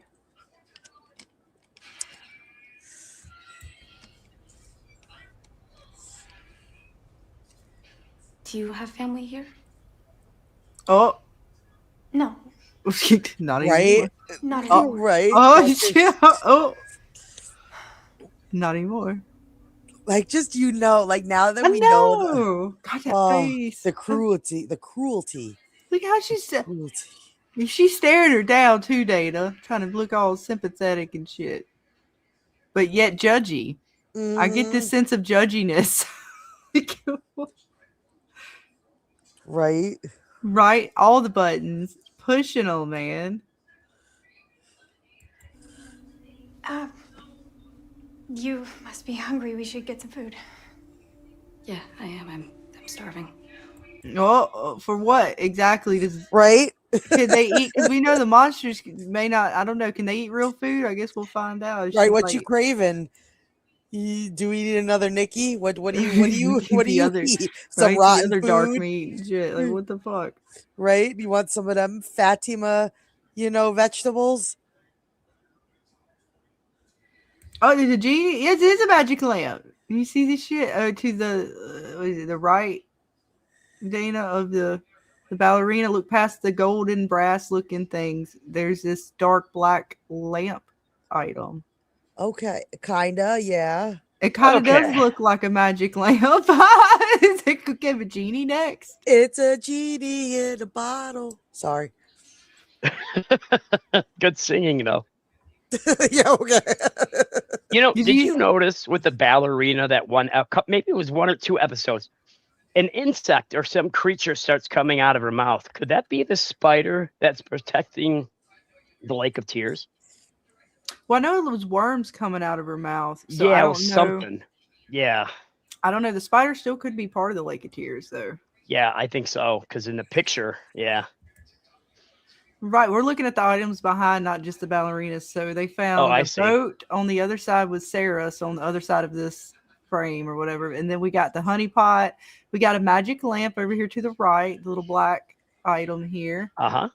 So yeah, it's fun. There's another like lunchbox down there underneath the lamp, possibly. Ooh, a previous victor. Maybe. Uh-huh. Vision. So we'll have to see. Yeah, DJ particle is metaphor for convergence of human consciousness and supernatural possibility. Oh. Hey, well, I don't know. I would take it as truth and knowledge. So I remember We're that. educational people. You learn stuff here. You do. And that's one to grow on. See, Pam says, I think all the things, the cicadas, the spiders, everything is the man in yellow. He is everything that's bad in From. Definitely could see it. Maybe the spider is good. Right? Maybe. 50-50 on the spider. We're not sure yet. We don't have enough info. We're going to have to dive deeper into that one. Yep. Sophia probably tried to bond with Julie over their dead dads in the next episode, but Julie ain't having it. Yeah, no, that was interesting what they showed because, Julie was like, what did you mean then if you didn't mean to upset or offend or however she worded it? She might have said some things are just meant to be. And that ticked Julie right off. Right? We'll see. She's We'll like, see. oh, my daddy passed away too this week. And she's like, dude, did your dad just get like ripped apart by monsters? Yeah. So we'll have to see for sure. Come on. See, again, they're showing the ballerina here, which lets me know it's not just, okay, she's touching the item. It happens to be a ballerina and they're messing with us, right? Like, they don't just pan back to the ballerina like that for, again, it not to have some significance, which lets me know the music box, the ballerina is not done. However they do it, I feel like they are going to tell us what that was about or give some kind of reveal to that. And then she's touching these glasses. Like, she don't even need the glasses. Right? Or does she know whose Those look like glasses they are? Christopher's glasses. Oh, they could have been. Yeah. They could have been Christopher's. Look at you jumping right back into it. He was quiet, and here he's back. We missed you. We missed you, Ray. Mm-hmm. I'm here. I mean, tracking Tabitha. I mean, she had some Right? moments right? You She try told Jade that Conchapta? he can go fuck right off. And she was ready. I don't know how I feel about how she was talking to Jay, because she was Oh. also, responsible. Yeah, Mm-hmm. like Yep, she was had some clapping. nerve. She was clapping at Jade. They're like, fuck, you ain't got shit to lose. And then he said her children. I knew he fucked up then. Like, regardless of who was right or wrong, as soon as he was like, think of your children kind of deal, I'm like, oh, Jade, you might want to retract that. You just step back, Jade. You stepped right on a landmine. You have no idea. You about to send this woman, like, she's going to go for real crazy on you. And the fact that her children saw their father slaughtered like that was another reason she was so I knew angry. it. As they were walking to the barn and they opened it up, and I was like, oh my God, I he's in did the too. barn. He's in the I knew. barn. I was screaming at Scarlett. I was like, he's in the barn. The barn. Too bad we was couldn't horrible. story walk into the TV show. It was so bad that even Boyd turned into Tabitha. He was like, no, no, no, no, no. I was like, oh God, it's bad. Yeah. It's bad. And it was. I mean, it was bait and switch. It was a bait and switch there. Again, the games that the monsters play. And it wasn't, I mean, and they put that up there. So again, they're working with the Man in Yellow. There's no doubt that they're not almost one and the same. They're not necessarily two totally different. Like, this place is just full of evil creatures that aren't working together. These are actively working together. They're acting as a collective consciousness, almost like the Borg collective in Star Trek. Right. And it's not like two factions, not like different factions of evil. These are working together per se. Yeah, because they never speak to each other. Two monsters will never speak to each other because they know what they're thinking. They'll look at each other for a split second and they'll be like, okay, let's go this way. They can hear their thoughts. It's like the Borg collective. Oh yeah. And I can't get over how creepy our character Sophia here is. Yeah. And she did again, the first episode was the reveal, and the second episode, her acting as far as being very sinister and manipulative is crazy. I mean, I don't know. I kind of am curious. The crying scene where she's crying and you got Kenny behind her and she's crying over the pastor, but she's still smiling. I was curious, did they put drops in her eye for that? Because, man, if she was like tearing up and actually able to cry and then still keep a smile on her face, I'm like, holy shit, that's crazy. Yeah. Like, damn, girl. Okay, well, you have mastered being a psychopath as an actress. You win. She's probably like that in real life, so it's not difficult. Right, and the award goes she's not 15. She's 23. Yeah, she's 23 years old, 5'4". Mm-hmm. Yeah, because she never even said how old she is in here. Like, they assume she's a 15-year-old girl. But again, we know that the Man in Yellow shape shifted into her and is trying to pawn herself off as, someone like maybe a Julie's age. Because Julie in the show is technically around 16, 17? Yeah, roughly, yeah. Interesting enough, the Man in Yellow took a form similar to her age. I don't know if that meant anything, but we'll ponder on that later. Yeah. You creepy bitch. I'm sorry. What happened to the window? She is. Oh, all right. And then here we get to a fun moment. So, okay, this was again, what season was this? Season 2. Season 2, yeah. Yeah, I'm pretty sure. Yeah. And it's very interesting. Again, they kind of talk and the radio lights up at the end. So we'll see again this episode, the radio being taken by Ethan, and then he gets to see his dad back. So I don't know. Again, I feel like they're not just leaving these little threads. Again, them coming back to this moment was reiterated in this episode. The radio's reiterated now. How many times are they going back to this radio as a call signal to something? It seems to be able to pick up, multiple things, because either it's the same thing that's tripping the radio, or it's able to pick up multiple entities or spirits, whatever the fuckery this place is. Because I don't even know, do we label it as a spirit? Like, I'm not sure. Yeah. She's 47 billion years old. Maybe.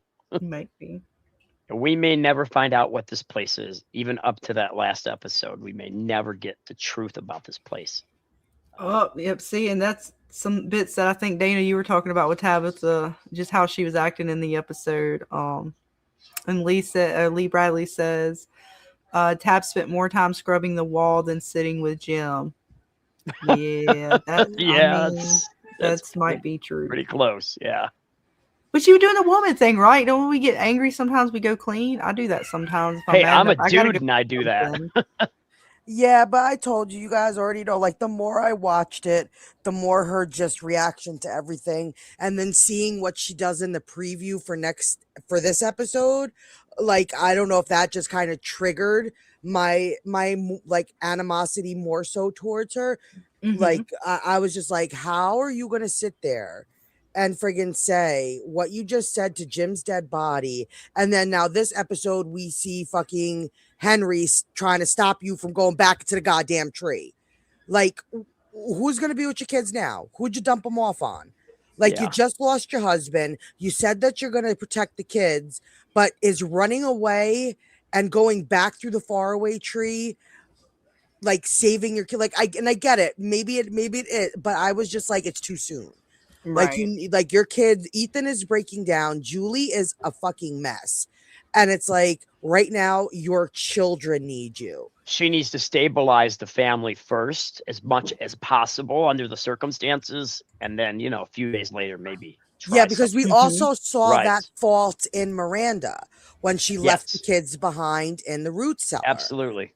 Like, they're so gung-ho to run out and try to figure this out, but then their children are getting left behind, and look what happened to Victor because of it. Right. I mean, the fact that the way Miranda entered into From, right? She was, out of all the characters so far that we've seen, Miranda was, from what Henry told us, fully aware of what she was doing, took the children with her in search of this place. Oops.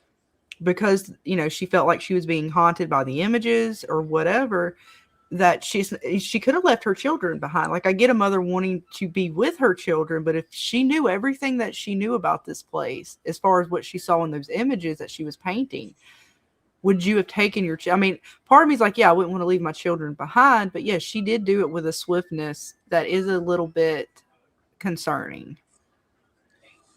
Like, that's just what was like making me so angry. Like, you just went through this situation, and just with Ethan alone, you shouldn't be running out. You shouldn't be running out, because you're going to leave Ethan behind. And look, he ran away with you there. You still were in somewhat of the vicinity, and he still ran away. So now you go off again. Ethan's going to do who knows what. Mm-hmm. And you can see he's like a little spider monkey. Nobody could keep him in one friggin' place or keep an eye on him. Get the dog leash. Get the leash. Or, he's going to friggin' squirm out and do stuff. And we know that, seeing Megan, these monsters have no problem chopping up some kids. So it's like, you're really going to then put that on your teenage daughter, who in turn is also breaking? Right. And no telling what else she's getting, they don't even know what all she's going through. Like, rushing out through the faraway tree right now is not going to solve anything. Even if it did, it's not like, no, relax, take a breather, bury your husband, and then figure out your next move and stabilize your kids. But then you have this place that's also haunting them, right? So again, I think what Miranda did was very selfish and dangerous for her children. She should have never taken them with her. But on the other hand, same thing with Tabitha. It seemed as if the boy in white was almost egging them on. Like, you're almost there. Y'all were so close, but you're running out of time, which might have sent her again. And the way the place plays with them, it makes them. Again, it's done it to Boyd. It's done it to a lot of our characters where they feel like basically they would make bad decisions either way. But for a mother to take her child like that, yeah, this place is fucking with them so hard that they're willing to throw caution to the wind when it comes to their own children. It's very crazy to see it happen so much with the same character, right? Because if Miranda and Tabitha are reincarnated, then yeah, they are again, that's her behavior, and how far back does that behavior go with Tabitha Miranda reincarnation? Have they always thrown caution to the wind? Did this thing trick them from the beginning and make them give up their children because they thought something that wasn't? I mean, I don't know, but she does do that a lot. And yes, thank you, Captain. And throwing out the gifted memberships. That's right. I guess to go see. Welcome. Oh, TCP 147 got it. Yeah. Oh, congratulations, hon. I think they're in the chat too. They are. Yes. They are fantastic. Or she, my bad. But there you are, hon. It's all about channel growth. Rewards for being great people for being here. I'm doing this now. We're going to do it again. Wait. Oh, I'm sharing this thing. I can't remember if StreamYards. It messes me up when I share my screen sometimes and I try to play my clips. Like the actual clips loaded into StreamYards. We'll find out. Fever, you're on fire. Welcome to the burning desire. Is there an echo? You guys in the chat, let me know if it sounded weird or not, because then I know I need. It sounded great. Hey, Robert. What's up, Robert? We have dived into several clips tonight. I've talked about some of the bits. I'll be right back. No worries, Captain. Talk about some of the bits from the episode that seem to be callbacks or referencing things or scenes that seem similar to previous episodes and previous seasons. We've talked about the items with Sophia a little bit. We talked about a scene with Tabitha and the children in this episode and how it reminded me of Miranda with her kids, Victor and Eloise. And we're kind of getting into one with Ethan, the radio, and Dad, Mr. Jim here. And again, they called back to this scene in the episode, and I just wanted to go back to it and check it out because I don't know, it's just curious to see if we find any bits. And feel free, Robert, the link is in the chat if you'd like to come on panel and talk some From with us. Mm-hmm. And I do have the scene with Julie doing the story walking as well. I try to go back and clip the original scene of them in the RV and kind of splice it with hers, kind of going back and forth between the two to check out with you guys as well. As long as YouTube and everyone doesn't strike us down. We're getting lots of trouble tonight. But we're going to go for about another hour and a half, I believe, before we do our members only stream. Here we go. We'll keep listening. We had a bit of a close call not too long ago. Doesn't look like Fatima's in here. No. Last time you were in here, you were in pretty bad shape. All I remember thinking was, it's my fault. I was the one who was driving. I was the one who didn't see the other car coming. No. This was a good... Man, see... Damn it. Maybe I was wrong about Jim the whole time, Dana. You're not going to sucker me into that one. But no, and I feel TCP was talking about all the folks I think that are now, it's the fake Jim love, but I feel for Jim now. I honestly do. I was so hard on Jim, and now that I go back and he felt bad, Dana. He felt responsible. That's a man. Don't worry, TCP. I'm not going to give you any fake Jim love. Don't worry about it. He has such. I got to really see his eyes now. They're so pretty, Dana. The life left them. I just kept thinking we were going to lose you right then and there. Just like... I know, Bill. I'm sorry. Okay, I'm sorry. I'm sorry, Jim. I'm sorry. What are we watching? Jim. But I was just talking about how, just listening to him talk to Ethan in this moment, again, I gave such hate to Jim in past seasons for certain things, and now I feel bad. The more I go back and look at some stuff since before we started this season, the more I've gone through these 2 weeks, I just keep feeling a lot. I feel guilt too now, Dana. Damn it. I feel bad for Jim. I can't help it. Well, I will balance you out and say I do not. Well, no, see, the man bun was the first crime he had committed. Or maybe not the first, but it was one of many. But I still feel bad for Jim. But not for the man bun. Look, we can fix that. I'm Team right? Jim. Right? Look, we can fix that. The man bun can be taken down. Just give him 2 seconds with Marielle. It'll all go away. Right? Well, I don't want him to be. No, we don't want to go down the path of Randall. We found out, Dana. Papa Sock says, I was a Jim lover from the beginning. Hey, panelists. Hi, Papa Socks. Jim let Ethan write on the walls. Jim wished it was like it was before. Jim showed the drone can't hover. Jim put questions on the wall. Team Jim. I know y'all know I was a big hater on Jim there were still some things that Jim did that I don't like. But the more I go back and listen to some of the stuff and the way they did him, that's Dana. What they want, Scarlett. That's what they want. But that's I feel what they bad. Want. No, Jim was still a douche. I'm sorry, Jim was still a douche. He was still a douche, and listen. I'm sorry that he's gone. He didn't deserve to go out the way he went out.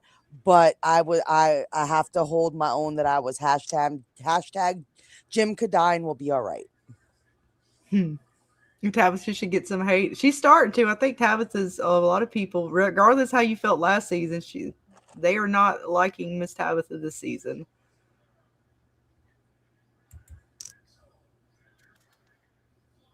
Hey, look. Well, actually, yeah. You know what? I can go with that, Dana, better than where I was last week or earlier this week, Monday. And Jim can take me higher. Randall is no longer fever worthy. We're going to go over that in the Fever After Dark. Yeah. And see what mine and Dana's thorough investigating skills. Yeah, Mr. Randall lost some fever points. Yeah, he lost. Damn it.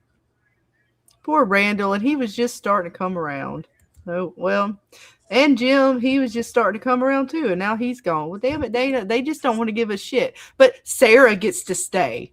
The fuck? I am, Bill. I am definitely a May Gemini. I'm a Scorpio. I guess I do forget, but I don't know. But I feel bad. He didn't deserve what happened to him. And then I'm watching moments like this again.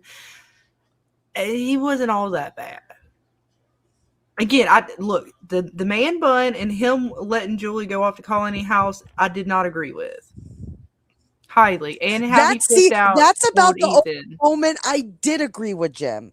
That is about the only moment I did agree with Jim, because in that moment, the more he would have fought his child, she would have then tried to sneak out of the house in the middle of the night or done something even more stupid to go to Colony House. So it's like, at least you know where she is. She's somewhere. Donna said that she's going to make sure she's good. Boyd's son said she's going to make sure she's good. I felt in that moment, had they forced Julie to go with them to town, Julie would have acted out or rebelled or done something even more stupid and gotten herself killed trying to get to Colony House just to defy them. So that was about the only single moment that I actually did agree with Jim. I don't know, man. There were some things going down in Colony House I couldn't have allowed my child. Papa Sock says Jim and Tabitha fought, and I loved it. Jim talked to Randall about talking to his daughter. Jim went after Victor for taking his son into the woods. Let that sink in for a minute. Jim rocks.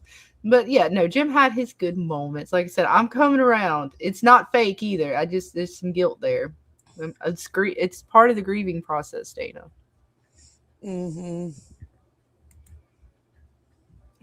Team Jim over Tabitha. No, I will give you that. I'll be Team Jim over Team Tabitha, but he still was just No.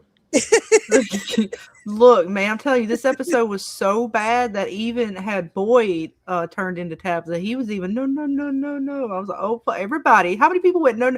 Even fucking Julie did it to Randall. He goes to touch it. No. I'm like, oh fuck, all the no. It's rubbing off on everybody. It's a pandemic. There's our next song. No.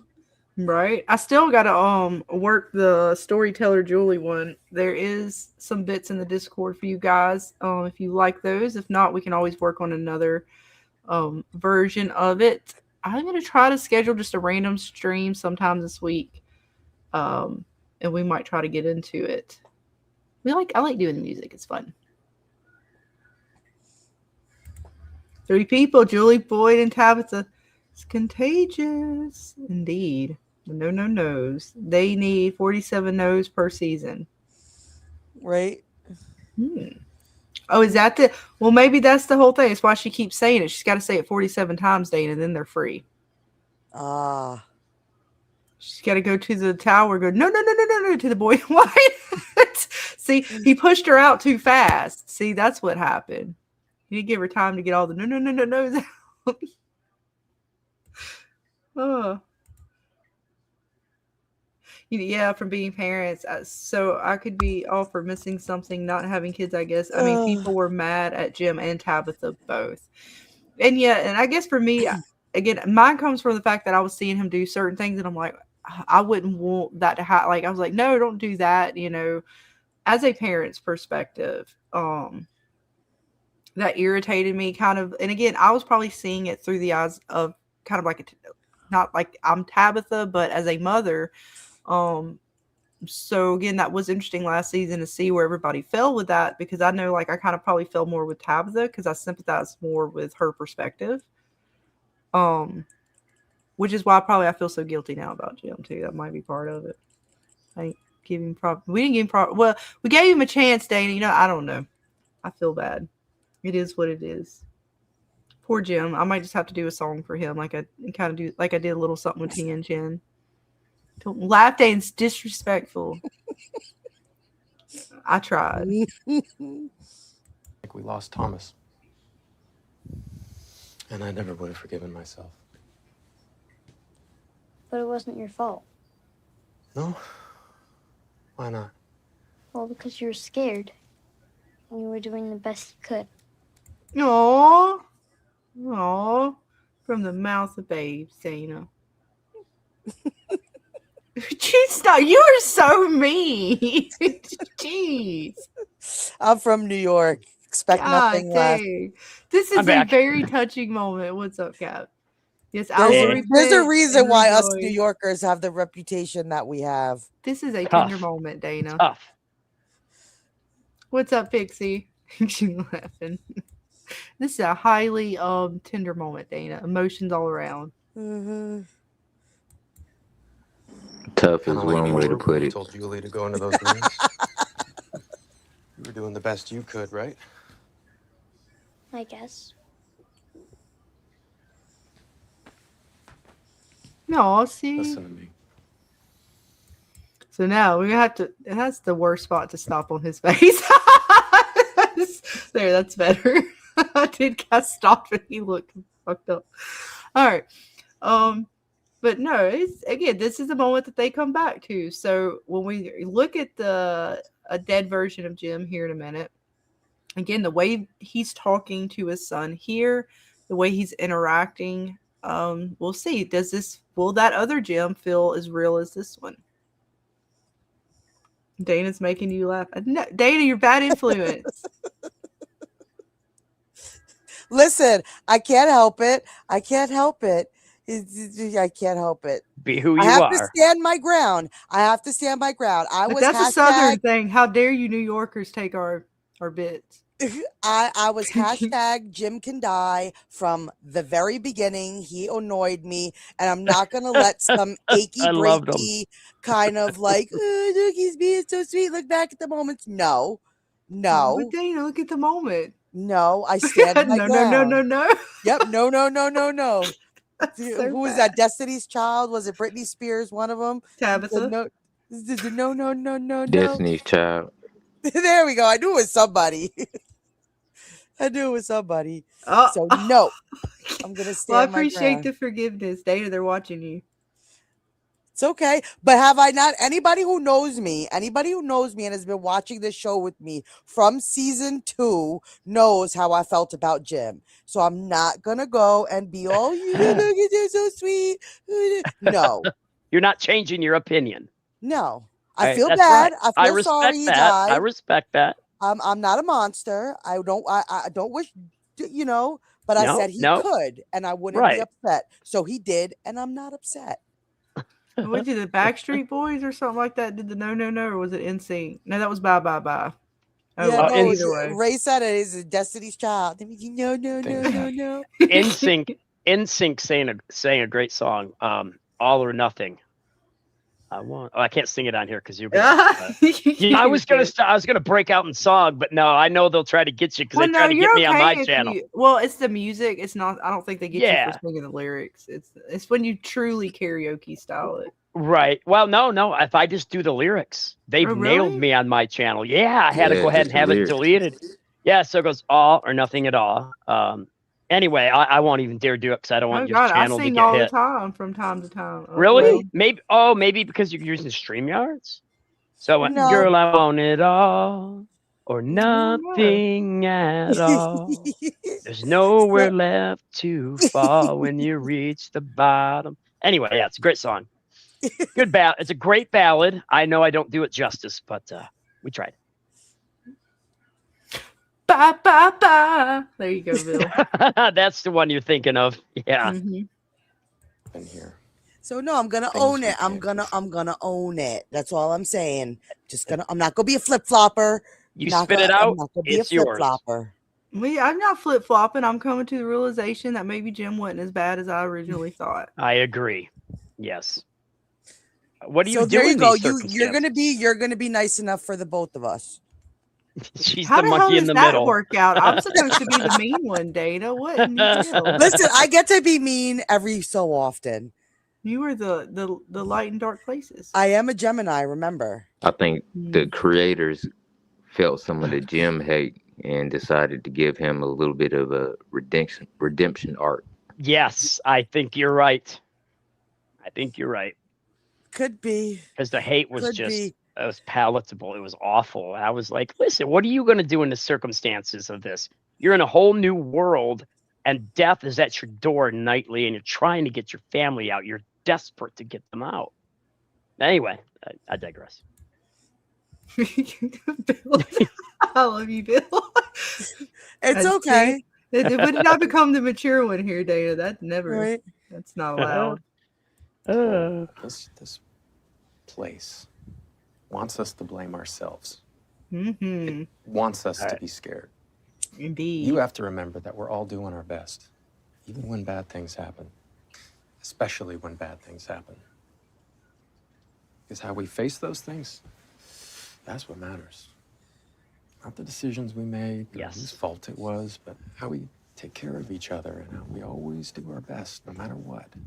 Oh, Dana, come on now. Yeah, come on. That is. I'm gonna tell you what a great. What do you dad. mean the decisions you make don't fucking matter? Yes, the decisions you make matter.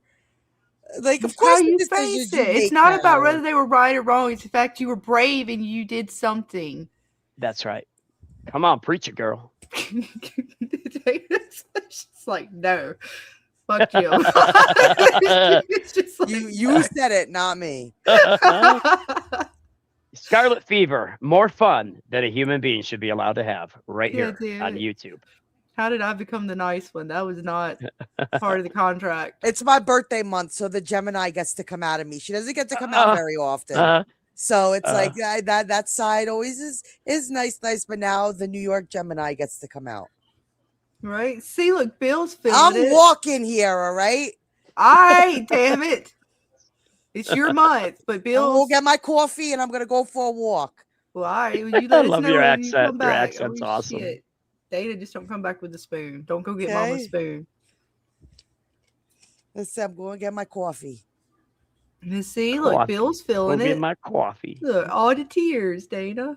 Oh, his eyes. They're watering.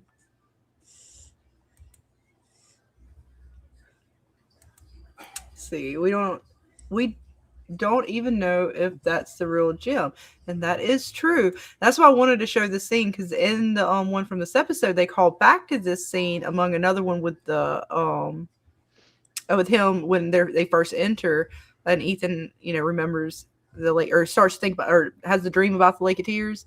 But they do call back to this one, and it's very curious because the way he kind of sits down and talks to Ethan, his mannerisms. I was curious for us to watch this and then see the other Jim and his mannerisms and see if we can't suss out any differences, or just to get you guys' thoughts on it in general, because it's interesting. You understand? I love you, buddy. What did you do, Dad? Oh, Dana, look, it's a hug too. I'm just, look at this. I'm a father. I got 4 daughters and a son, and this just, wow, what a great dad. 3 daughters. I feel you. Do you? Yeah. So you've been there, done that, got the T-shirt. Right. You Right. understand. Yeah. Papa wants some coffee, Dana. There we go. got Even though I don't coffee drink right here. coffee, I'll drink coffee. So It's good for you. Puts hair on your chest. Make a man out of you. Coffee's no, I great. get a lot of grief from my I Italian live off family. coffee. I think I drink more coffee than I eat. I think I do nowadays. too. Yeah, and we're losing weight from it, so it's fantastic. Sort of, kind of, not really though, because then No, your body no. wants to store more. Well, and then I put sugar and milk in my coffee, so I went on a keto snack it's diet. actually worse for you because, like, Wonderful. if you put sugar and milk in your coffee, then the liquid diet like that's not actually better for you. You're going to take in more calories that way. Oh yeah, I know. I do too. Sugar. Oh, you and- are very much welcome, Mr. Rick Fontaine. Yes, you are most welcome. Captain Gift's been Yes, gifting out the yes. memberships, and you were Rick one of Fon- the lucky winners. Yeah, Rick Fontaine. Are you related to the hologram on DS9 called Vic Fontaine? You're not a hologram, are you? Are Sorry. you or is it like in BioShock, the Fontaine dude from BioShock? There you go. You got that too. Right? So We I'm were just trying to saying remember what the what a dude in- classy name that is. We were all just saying It is how class. classy. Because I couldn't Fontaine. remember what Fontaine's first name was in BioShock. I'm trying to think back. It's been a minute since I played the game now, so I'm trying to remember. I'll look it up. BioShock Fontaine. First Well, name. yeah, because it was Fontaine Futuristics. Frank It was Frank. Fontaine. It was Frank. It was Fontaine. Frank. Yeah, Frank. That's right. Yeah. I'm all about the information. Let's see. I think he had the scar from a previous season. He did. Season 2. It should be on his head, and we still see it. In Oh his yeah, the spirit. scar. Yeah, the Yeah. scar. Yeah, we'll see it. Yeah, it comes up. I'm gonna show that scene, and then it seemingly begins to disappear. Like it starts to fade away. It and again, does. this show's not that cheap to where they just put a marker or some little dash of red paint or something on his forehead and just makeup, and it starts to smear. No, they would be better than that. So let's see. What's up, Westeros? Welcome, hun. We're gonna keep going. So, what do you say we keep looking, huh? And this again was when they were looking for Fatima as well. Dad? Are you there? Yeah. Dad, please don't leave me alone here. Come on, Dad. You were right. It's not him. It's not Thomas.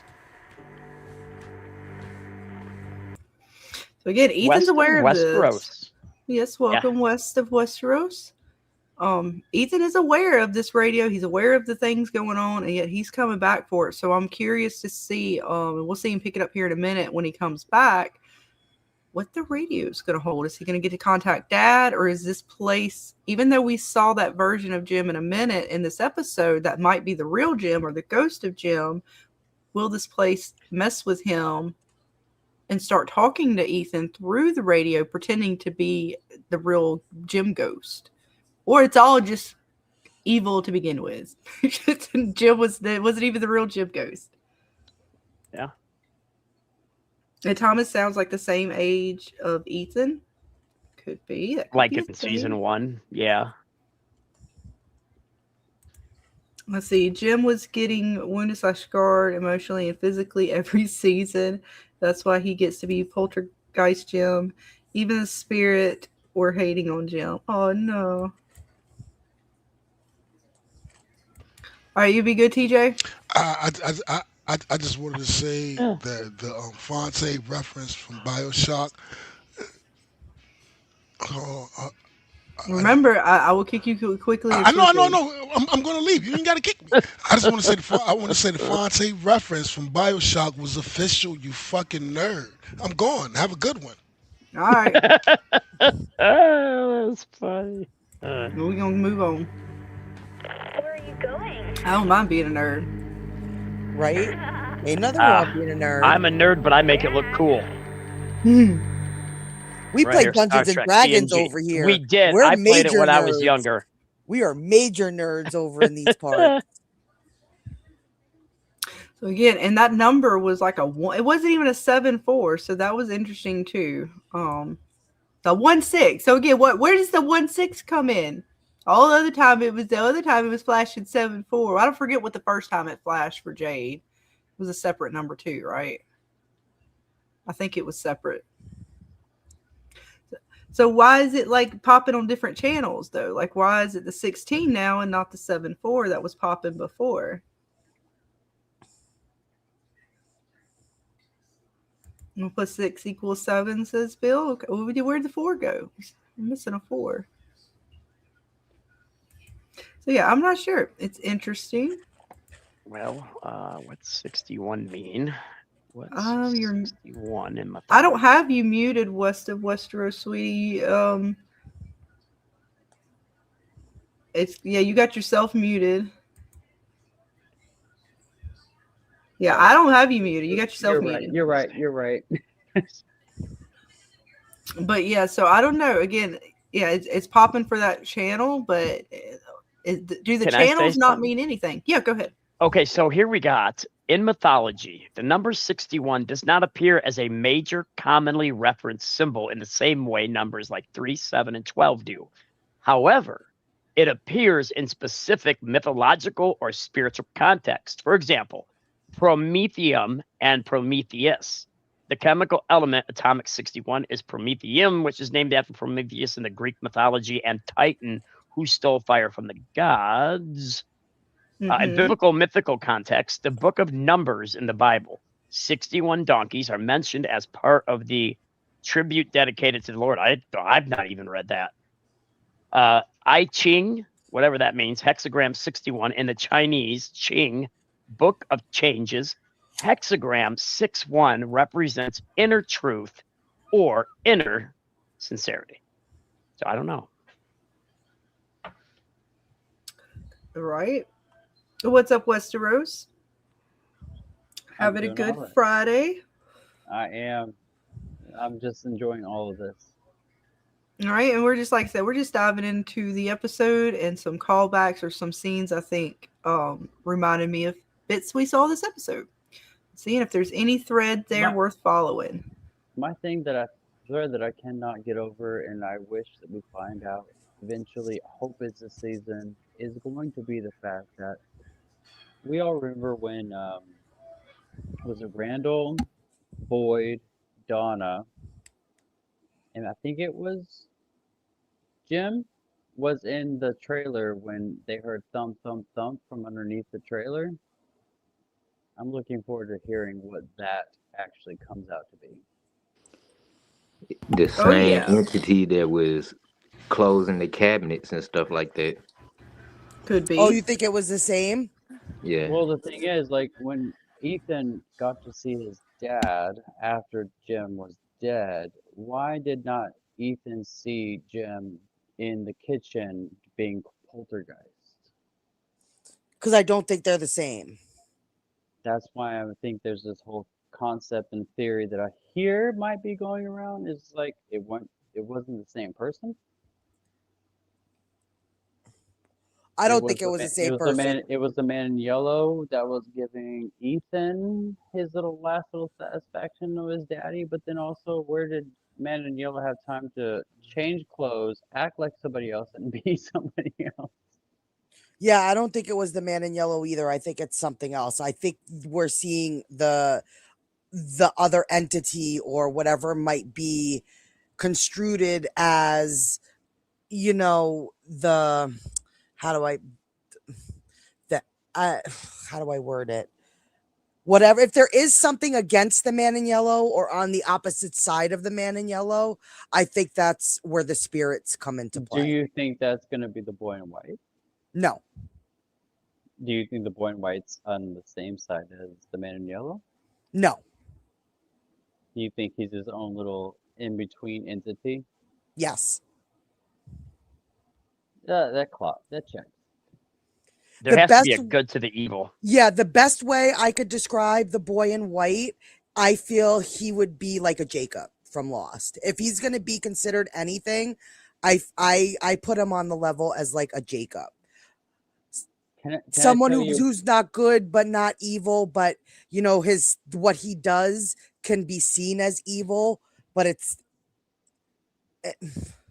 you know, Dana, keep talking. Y'all keep continuing that. I gotta go give the cat some dry food real quick before she that's fine. starts Oh, bothering everybody can in the I show house. you, I'll be right can back. I show you my cat right now? He's being obnoxious. Aw. But my thing is, I am still stuck on the fact that the man that was chained up, I forgot his name, ex-Marine, Martin. Martin. I'm still convinced that the man in yellow used his body to become what he was, chained up, to give Boyd the experience he had, to tell him to get rid of that ballerina, which it took him a minute. And so, like, I think when the ballerina music thing got destroyed was the moment that was the moment that the man in yellow in this timeline got released. Yes, I could that's if I could agree with anything, I could agree with that. That I seems to think make that sense. I think that destroying the music box released something. Now whether it be Because the man in yellow, what did the man that was chained up do to Boyd? He gave him the worms. oh yeah. He played the Yeah, storyline to yeah, make definitely. it. Martin, I for sure think is possibly a version of the Man in Yellow. Archie, we're on live right now. You can't do this. For sure. So like he literally said, "Don't do that." But You why got would the you same say problem that? with my cats. Yeah, this Archie. Sorry, guys. You Yeah, but might now choose. you try. I dare you guys to try to have a 110-pound dog sitting on Right. your Oh lap man, yeah, that'd while be you're rough. streaming. That's But what I why would have. why 110. would why That's what why I would a have right man now. I have a 110-pound dog on my lap. why would a Let's see. man Hang on. change? Rough. Benjamin Williams asked, "Do you think the Man in Yellow is the main villain in From?" And I kind of do. I could see the fact that there's something I don't think above he is. him, I Yes, don't think but he is either, Cap. I he's a thought herald. I kind of I'm not gonna lie. I think he is, but the way they're starting to like just kind of the bits we're starting to see with Victor and the way he was talking in the previews that they've showed us, it is possible that there's something above him. I think he's a herald. Like But Silver Surfer is a herald for Galactus. I think this why guy's a would a herald. random He ass could be. old He absolutely Yeah, man, could be. yeah. a random ass old man stuck in a cave, chained up, as long as he's so-called been chained up, because he looked like he'd been chained up forever, tell him, hey, don't do that. Why would he instigate that? The fact that he instigated it Right. made it happen. So by making it happen, we all already know that the man in yellow said, "This is my favorite part. Everything happens for a reason." Mm-hmm. He's man in yellow's narrating, which is Right. why everybody thinks that Ethan could be man in yellow, because Ethan is a storyteller and then his sister is the story walker. Okay. I'm not okay with that. I'm not okay with the fact that no one's looking at the man that was chained up as being like, What do you mean? I've how? been looking at him the whole time. You must not No, been listening. no. You guys are, but I'm saying like the other Well, theory. everybody sees it differently, right? Like, I mean, some people see Martin as just Martin. Some people, like Dana, sees Claire as sus. I'm looking at Baka now because she But hasn't why popped would a guy around. who's so-called chained up know that Boyd is gonna see him and Oh yeah, he's definitely sus. But I Boyd's mean, ex-military. the way that they can explain it and the way that other folks have explained it to me, for Martin to not be considered sus is, again, it follows with Julie and her story walking. If she goes back and sees certain things and then she ends up back in the dungeon and has a conversation with Martin, that would be the only way he would know. And Otherwise, he's also, he said, 100% sus. which timeline did you come from? If he was the Right. guy that was chained up, he would have saw Julie come and drop the rope to Boyd. So again, once upon a time, they met each other again. Yeah, he had the worms, Breezy. And again, it depends on how you read the scene. I read it as it was all a trap, and set up so that the thing, which was the worms, which was in Martin, to be freed, and Martin was just a version of it. It was just its sort of And embodiment. Smiley can be reborn. And so it's definitely curious. We'll have to just see what 'Cause actually the real truth is. We got, if a Boyd didn't season meet that, and a half to go or so. So if we'll just Boyd have to didn't wait and meet the see. man chained up, he wouldn't have got the worms. If he didn't get the worms, he wouldn't get it to Smiley. Smiley didn't get the worms. Smiley wouldn't have died. Smiley not dying wouldn't have got Fatima. Right. All the bits. Papa Sock says, "Hey Scott, I think vodka is okay. Lost television show would have people disappear for weeks on end with no explanation of where they were, and we are talking about 6 seasons of Where is Clara?"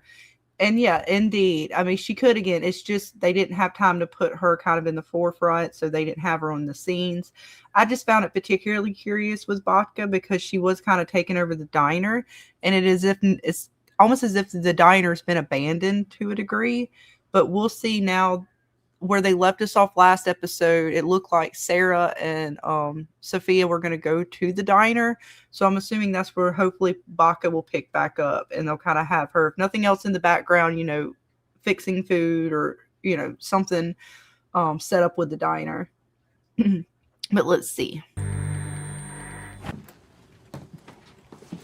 So again, this is when he comes back. Our boy Ethan can't keep him on a leash, and he is now grabbing the radio. So that, again, it's another item that they have had since, season 1?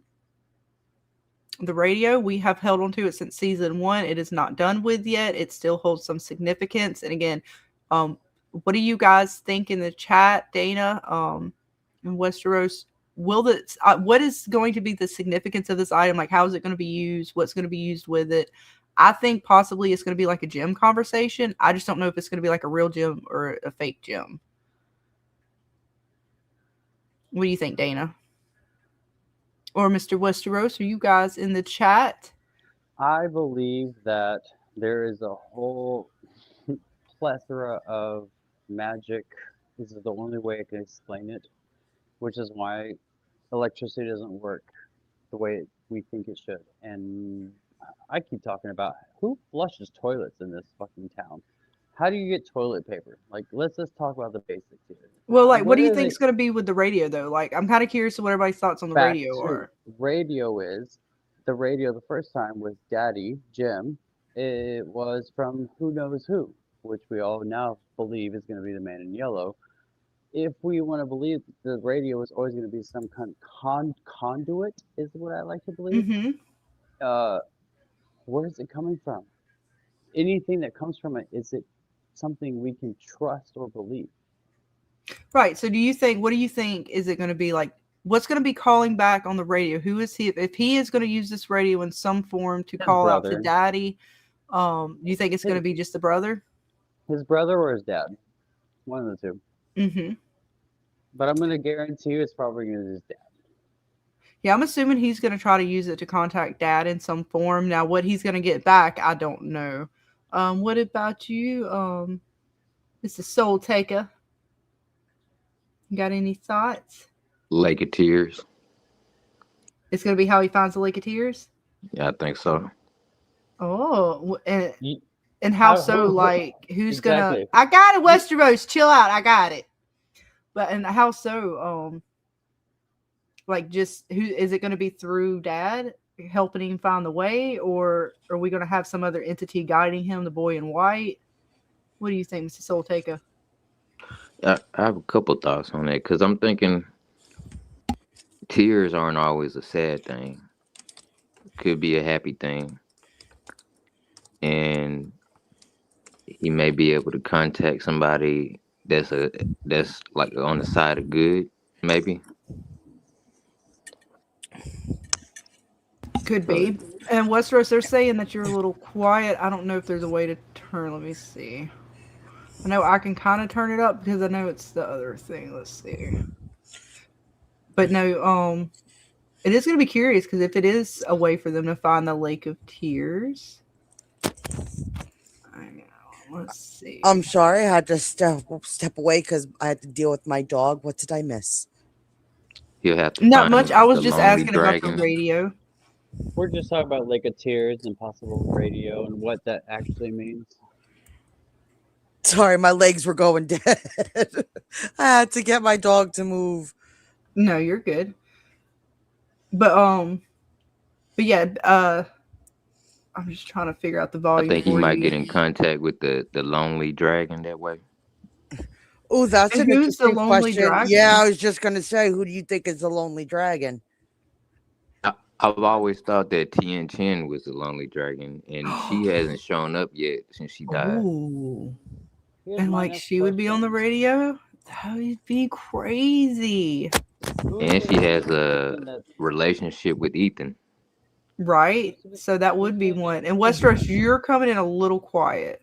Yeah, you're really, your volume's really low, so we can barely hear you.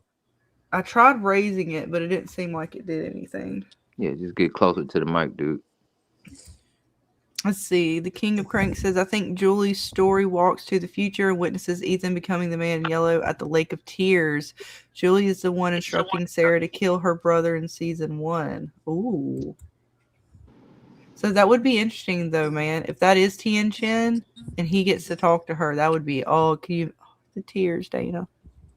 Right? I do believe that Julie was the one on the phone call that caused Thomas to die, though. I think That's a that big happened. theory I'm hearing out there. Can you guys hear me now?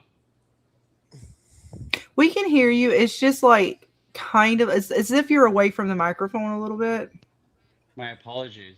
But here's my one little question is, what is going to be the person that's going to be on the other side of the thing that's actually talking to him? Is it going to be someone that's going to be giving him insight, or someone that's going to be steering him in the man in yellow's direction?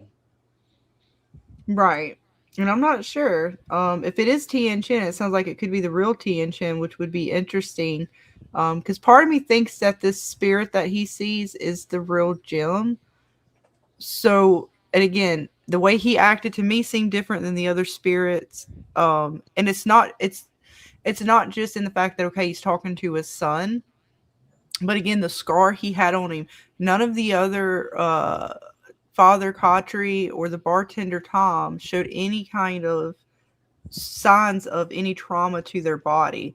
They made sure to show Jim's trauma to his body to a degree, at least on the forehead. And the way that he showed the flashbacks with him makes me think that, okay, there might be possible for spirits of good of their loved ones to come back. So if you're right, Mr. Soul Taker, that's a good one. I like it, dude. That's They Tien also Chen. touch too. That is a sweet name. Yeah, man. I take souls when I get hungry. Sure. Hey, a spirit's got to stay fed. What about you, Dana? Or Captain? Hang on one second. Hang on one second, man. So what do you think about the radio now that he's got it back in his possession? What do you think he's going to call out to, and what's going to call back out to him? I think that Thomas is going to harass him a little bit, and I don't know if he'll reach anything else, because that Thomas, I think, is a bad deal, because he said, they're not your kids anymore, Jim. So I think his dad is going to get through to him somehow through that not walkie-talkie, but that CV. Right. Yeah, I'm thinking it's going to be Dad. I just don't know if it's going to be a good version, or I'm hoping a good version to help him out, but I could see this place hijacking the signal, so to speak, and playing with him the same way like he heard. Like, is he going to believe it, right? Because he heard Thomas on the radio. He told his dad, I know that's not really Thomas. I know it's not Thomas. Yeah. But will he believe the radio voice is really Dad or not this time? Well, we'll get to know that, because if it is his dad sending him on a quest of some sort, because it's all about quest in this show, and if he lies to him even once, or if he's wrong, it's going to make Ethan doubt that's his father. But I hope it is his father.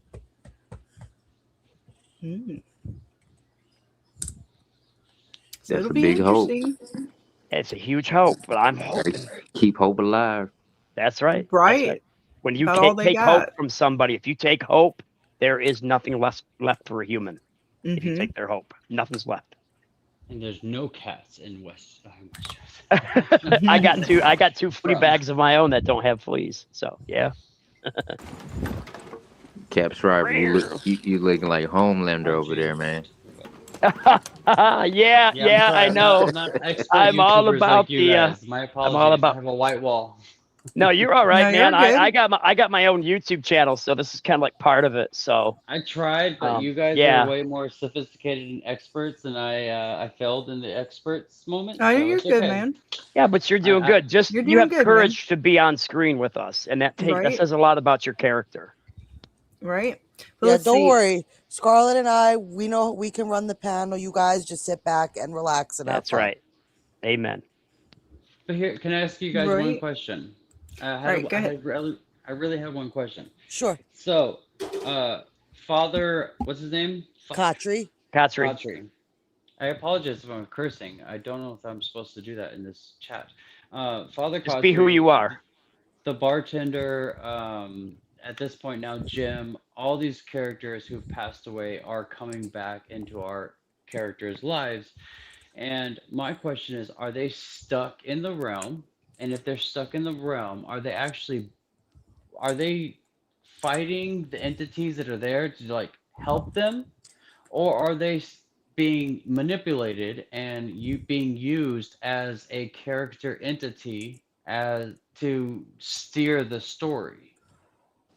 That's Can the I biggest answer? question. Yeah, go ahead, man. So the people that made this show, they made the show Lost, right? And in Lost, they had flash forwards, flash backwards, and flash sideways. The only reason I don't think they'll do something like that in this show is because we only got one more season left. But that would be a good like flash sideways if they had another realm where other things were going on that could explain things that were going on in this realm. My follow up with that. My follow up with that is if the entities that were there, the Father Gautry, the bartender, Jim, Right. like if they were in this alternate universe, would they not be able to communicate with the fallen 7 kids and have them tell the ghosts, hey, you're actually interacting What's up, with them TJ? and you can speak to the family members, you can speak to the friends. Can you tell them the reason why we're here and the problem that we're dealing with? Like I no don't one think is they're the same. Right. Like, and we don't fully know how this world works. Like, those are still some of the big questions we have because, like, they give us so many of these different entities, and how do they, if there are sides, what side do they fall under? Are they connected? Do they talk amongst themselves?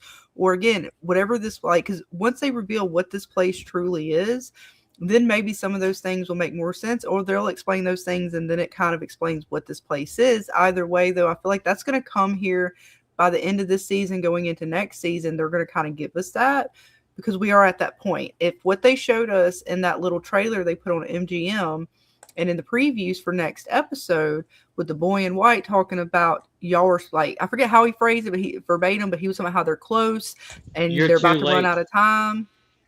Like, so we're going to it's going to have to be revealed. It showed Tabitha getting a phone call as well from the same phone that Jim pulled off the wall. Look like she's getting grabbed up by a monster, possibly in the daylight. And was it by the RV? I have to go back and look. It was a real quick one. It had pictures behind it. So why were they at the RV? If that was the RV, I don't even know what it was. I thought it was the RV, but I have to go back and look. Not to mention if it's daylight, drawings on this, wall or RV or whatever it is, with Tabitha being, looked like she almost choked out there for a second. It's about to get real. You see Sophia. I didn't see that new flash. There was a moment that they advertised that, like, if you pay attention to how From the beginning of From's little logo starts, it starts at dark, and the font is white. Mm-hmm. Now the font is with the backdrop of daylight. Right. So they're kind of changing the coloring around like on it. People can now do crazy things in the daylight. Mm-hmm. Well, we don't know what the man in yellow has changed. We don't know what his presence has has done now that he's in play. Are the monsters kind of upgraded from this point? We don't know. We saw the man in yellow was able to touch the talismans. So we don't really know much yet. Remember, we're only on episode 2. We still have 8 episodes that they're going to unpack stuff for us. So we really don't know what the man in yellow's arrival has fully done to Fromville yet. We've only dabbled. So we don't know the extent of what his fuckery is going to be. Right. Let's see, we got some chats here. David says, they come with us when we go. I think the real Thomas is at the Lake of Tears, and the fairies can resurrect Jim and everyone else. In order to escape, they must go through the tears of grief. Very much so could be, because I wondered, is it an actual lake, or do they have to sort of come to grips in reality with things that have happened in the past in order to move forward and kind of save everybody? Right? Will there be a Lady of the Lake type of figure? Right. But then also Spider of the lake. Elgin said it. He's like, I envisioned a lake. Right, and he was looking for a lake as well. See, Jackson says, a piece of the original 1506 characters are still there every time they die. They get stuck in this place like everybody else. What I've noticed is people are having visions of who they were in. Yeah, they definitely seem to with some of our folks. Let's see. Lives also being reincarnated into somebody new the next cycle when they pass this and die here. A piece of them also stays rinse and repeat for 9 cycles. There could be 9 souls per original. And yes, Jackson, if you want to join us on panel and tell us more about your theories, the link is pinned. Anybody wants to come and hang out and talk, we are going to join us. About 40, just under 45 minutes. We're wrapping this one up. Can I ask the panel a question? Hang on Yeah, one second. he had that scar Hang from on one season second. 2. I believe it was Pixie. Hang on, guys, 1 second. But yeah, we're going to be going for about just under 45 minutes. Scar. Sorry. It's okay. Let me get this out. Okay. We're going to go for about another 40 minutes, and then we're going to wrap this stream up. So if you guys are not a member, go ahead and get those memberships in, because after this stream, we're going to head over to our member-only stream where we're going to dive into more From content, but a little bit more saucy. We're going to get to have all the bits revealed to us, and we will get to show you guys what me and Dana have discovered about Mr. Randall and what he may have contracted. So definitely don't want to miss out on that. Hold on. By saucy and contracted, are you talking STDs? Werewolf. Think werewolf. Get your mind out of the gutter for now. Save it. Imagine True Blood. Keep it classy. We don't get it. We don't get spicy. Too many people talking. Too many True voices. Blood. Hey, too many voices. Yes, one we at a don't time. get saucy until This the isn't the members board only collective. stream. There's too many voices. Right. No, but no, we will get saucy for our members only stream, TJ. We get to look at all the bits and investigate together in a deeper, more closer, personal sort of manner. Look, the man in yellow showed all his bits. And listen, phrasing. You might want to come check it out. Look, we're gonna get to see the man in yellow's bits. Where do I sign up? Are you a member? No, I'm not a Hit member. that. You need to become a member. You How do I become? You click the button at the bottom in the chat. There's a dollar sign. I can do it right now. You can do it right now. You can become a member anytime on my channel. Oh, You go to yeah. my channel, become a Let me member see. anytime. Let me see. Hold on. You don't want to miss the man in yellow's bits. He gave us a full array of his bits. How many levels do you have, Scarlett? Do you just have the 1 level of I membership? think I have 2 right now. I had 3, you? but I took the want all the higher bits. tier down for now. I I've got get to all the bits. rearrange them to be fair. So I Okay. only have 2 right now. I have to go back and look at them. I was trying to rearrange them, the dollar amounts and stuff, and change it, and what was offered on each one. But that's neither here nor there. Scarlett, We only got like the bits. 40 minutes. I'm trying to sign up for the bit, Scarlett. Walk me through Well, it. I can't walk you through it right now. I have to walk you want all through the it bits. later. Well, you're It's the gonna have to best. get you a membership. You ain't I'm never got a trying membership. to. Okay. Go to the dollar sign where the chat is, where you would type. Okay. Look to the right. You see the Live chat. smiley, and then Dollar sign. Membership. dollar sign. Dollar There you go. sign. You found it. You can pick whichever membership you like. Right now, the cheapest one will allow you to see all the bits because I haven't reworked them all yet. So How much is that's that on cheapest me. one? What Somebody I don't shoot even me a remember. membership. $24.99 a month. That's for the high one. I took They that gotta the come high with one. news. They gotta come with news. No, that was No, TJ. no. You go get. Look, I got like 40 minutes to finish this up. Oh boy. More fun than a human being should be allowed to have. Scarlet fever. And there you go. You can see the scar on poor Jim's head. It's very prominent in red. I joined the $2.99. I ain't do the 24. I did $2.99. That's what I told you. Do the cheap one for now. I'm trying to redo all the bits. Don't worry about it. Do the cheap one. You'll be allowed. But yeah, Jim, we're gonna say like again, the scar kind of disappears as the scene goes, which again makes me think he's more of a spirit than the previous ones we've seen with Father Cautry. Maybe the longer he's spirit, the more his spirit body begins to heal. And that's why that scar is beginning to dissipate. And just for you, TJ, for becoming a member. Welcome to the fever dream. Fever, you're on fire. Welcome to the burning desire. I said fever. Join the party. We're burning all through the night.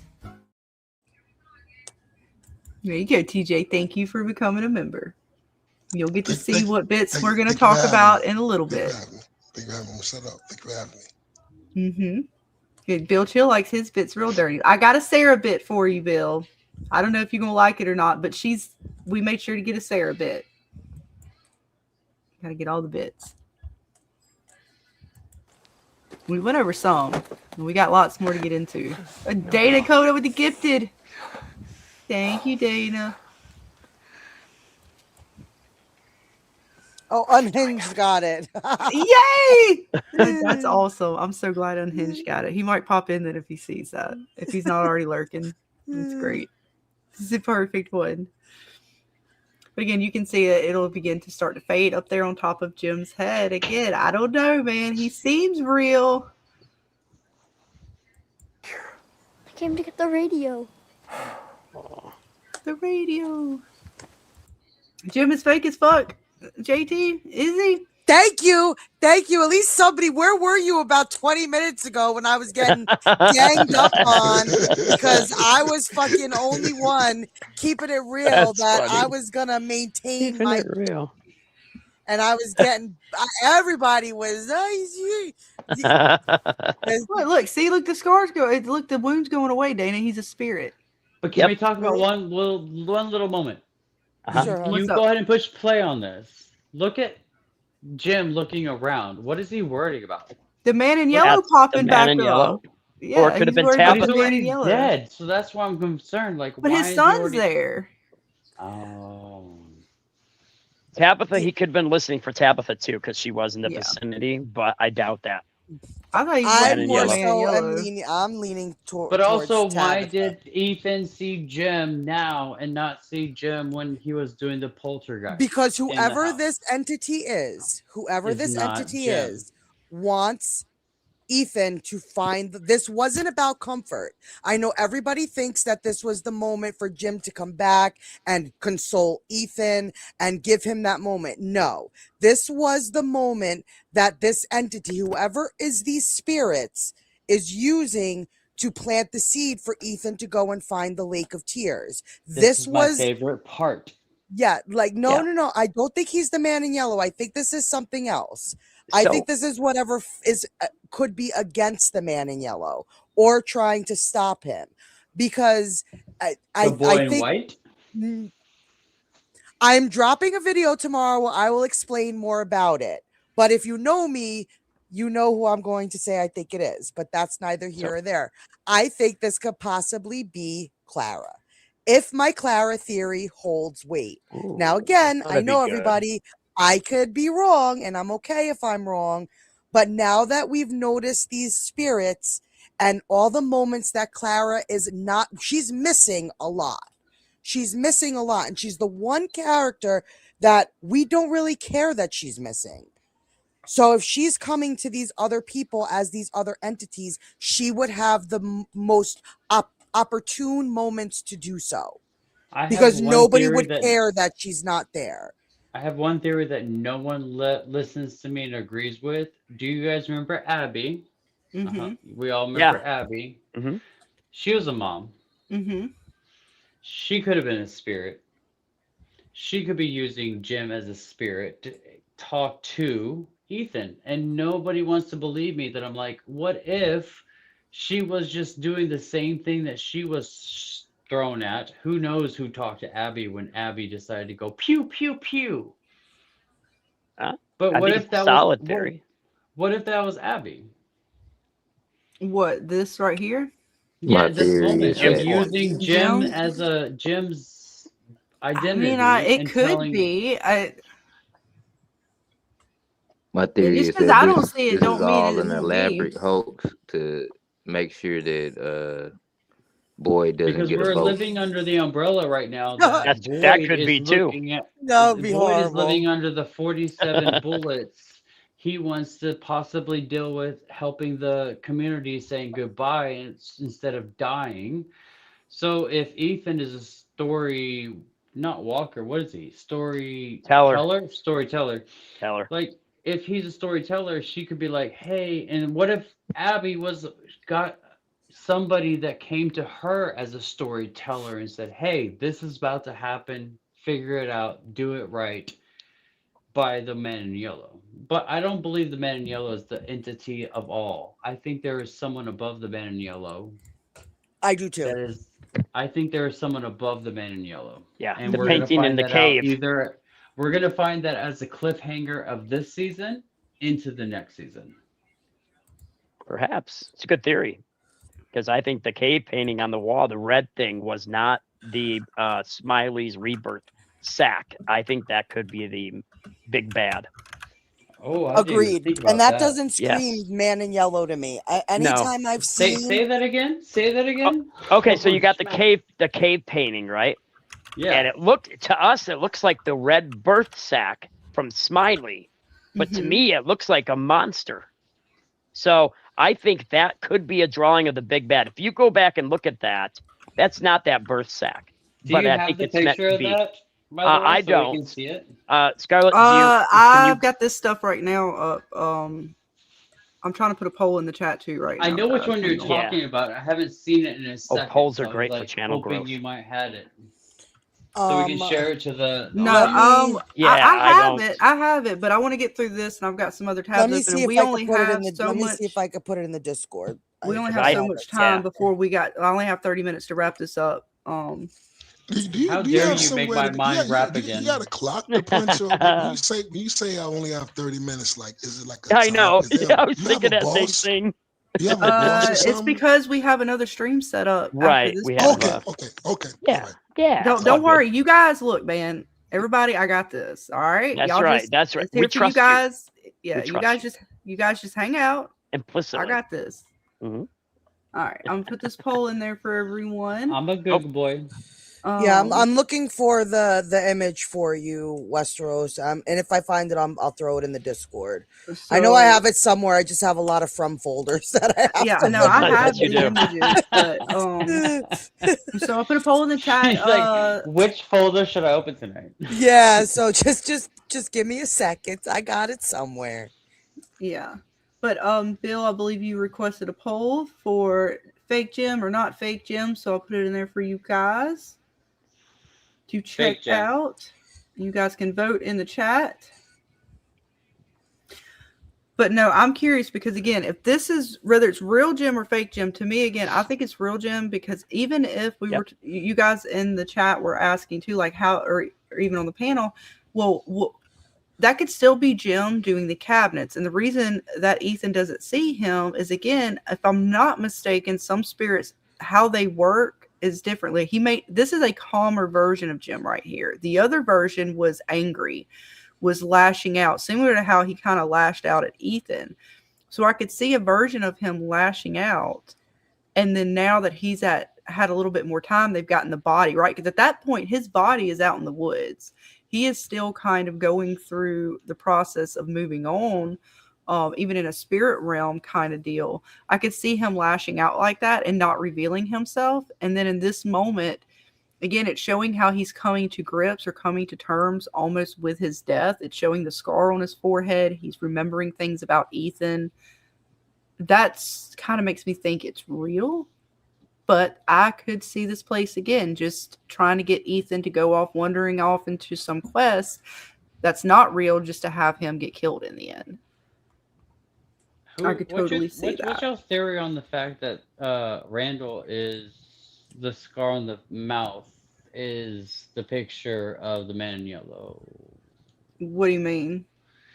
Like the whole concept you're saying, like now Jim is now being calm and he's not being irate in the poltergeist moment, and now he's having a moment heart to heart with Ethan. Like if that's the case, then why is Randall's picture that is drawn by Victor having a scar on his face, but Randall isn't giving vibes of Man in Yellow? Hey, I'm sorry. So you're saying like the man in yellow had a scar? The picture of the Man in Yellow had a. Did anybody else see that or no? Am I the only one? I didn't think it had a scar. I know it's got the paint splattered on it, some black paint splattered, but I didn't see a scar. The Man in Yellow of Victor had the picture of Man in Yellow. Oh, the one of Victor. I'll have to go back and look at that one. Yeah, then. it has a scar right here, and there's a whole theory that Randall could become or be possessed and possibly killed off and utilized as a body by the Man in Yellow. I mean, it could be. I think they cut Randall from mouth to ear to turn him eventually into a monster, so he'd have that nice big smile. Well, who do you guys think? Who do you guys think? I think they're preparing him. Who do you guys think Man in Yellow is going to utilize? Hang on, again? guys. Yeah, One at a time. exactly. One the at a Joker. time. We got too many folks talking. Sorry. How many people believe in the audience that the Man in Yellow is going to shapeshift into somebody else, and who do you think that somebody else is going to be? I don't know, man. That's my question. I don't know yet. Like I said, they kind of showed us what he could be. We kind of talked about that a little bit last time, last Friday night. I think you might have even asked that same question. But I'm not sure. Because Randall is playing. Hang on, I want to get through this because again, we only got like so much time before I gotta wrap this up, man. It's broken. I thought maybe I could send Thomas a message.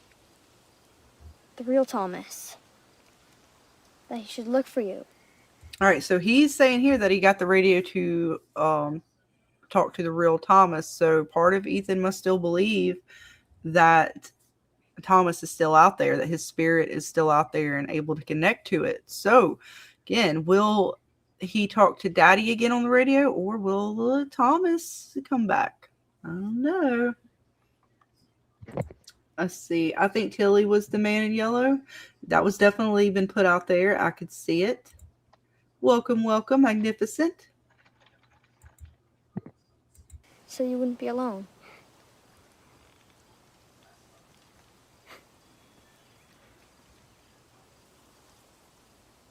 Yeah, so when he's turning back looking again, I think it's the Man in Yellow. Just because, and then, all right, so was a light pole? What is up with the pole? That was another thing I want to ask you. Was this just everybody? Was this a light pole? And why has the light pole got particular like spray paint on it?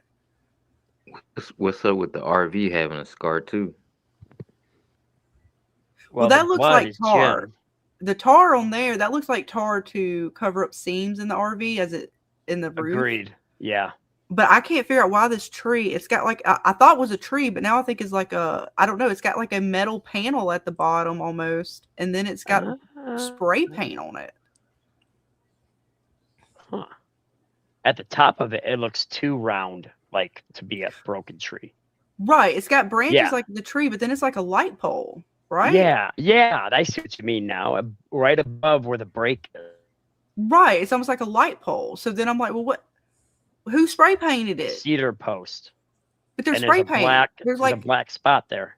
It's like spray paint. Like somebody was graffiti. It looks like a T. It looks like a T, right? It's shaped like a T. Well, it looks like it's sideways. I can't tell if that's sideways. So is there like a symbol there? We can't see who spray painted it. No. It's a no paint mystery.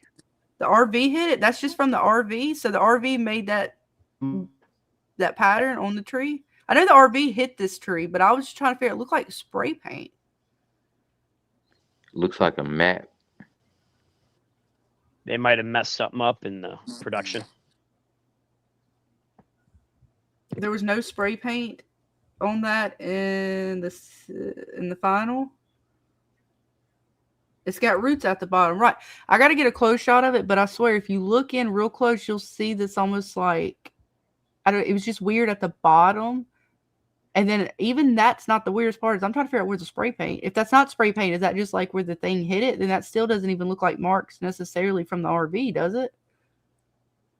It, from what I remember, didn't the RV crash in a way where there were a bunch of trees around it, where a tree had went in the front of it? It doesn't look like it's in the same position. JT, you could get somebody in the art department fired. Well, I'm just curious, man. Who the fuck left that out there like that? They need to cover that up. Who spray painted the tree? I just can't get over it. The RV shows an eclipse, says I'm with Alice. I don't know. That's interesting, though. So I would point that out. Data, any thoughts? Is that spray paint on the tree trunk there? I can't see it. Oh, damn it. I'll have to get you. I'll get a screenshot later. I think I have one. It's shaped like a T. It's a black mark, right? There's like 3 black spots. There's and I can't tell. It looks like graffiti. Like somebody went up there and graffitied it, you know, their tag. Yeah, someone might be getting fired. Terrible set design. Well, maybe we just found their bad set design. I don't know, but it's like right there in the shot. Like it's not even hiding. Yep, it's right in front of us. It might be one of those Starbucks cups on the Game of Thrones table. yeah, exactly. They need to work on that. That took my whole immersion. I'm like, wait, who's graffitiing out here in the woods? So we got a random graffitier out here. What the hell's going on? The black square outlines the boundaries of the RV. Yeah. Oh, maybe it could be the bloodstained smiley rebirth, possibly. What's wrong? Everything's okay. It is not okay. Everything's okay. It's not okay. Oh my God, they need to stop saying the same lines. Do you remember what I told you last time we were here at the RV? Who put When moss on bad the light things bulb? happen, we have to look after each other and always do our best. That's right. And your mom. What a and your good sister? dad. What a good dad. Again, is this real? They need that from you now, more than ever. You're not staying, are you? I wish that I could.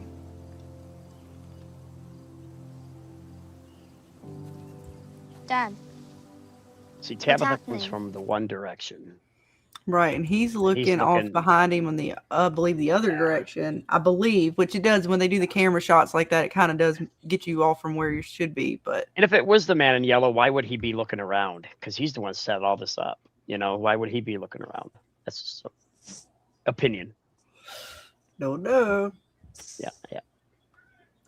The real big bad. To say earlier, like, why is he looking around? Yeah. Good. I think it's the man in yellow because again, he's still kind of remembering.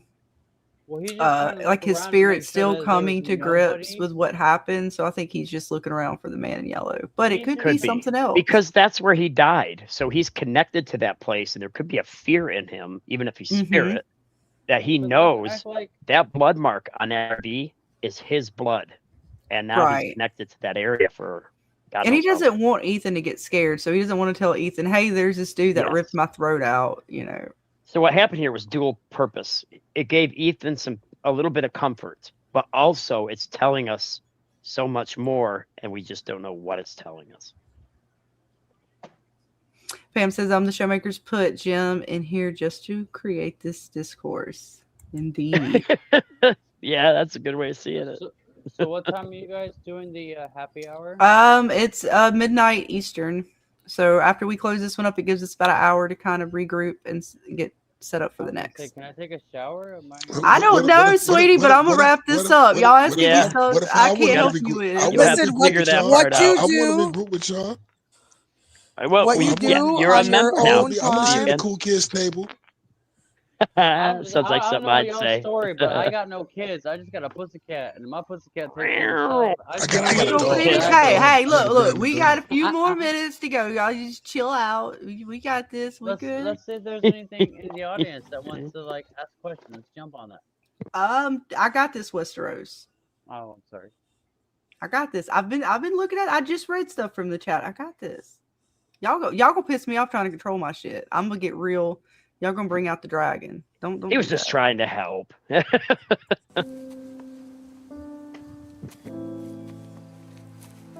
I need you to do something very important.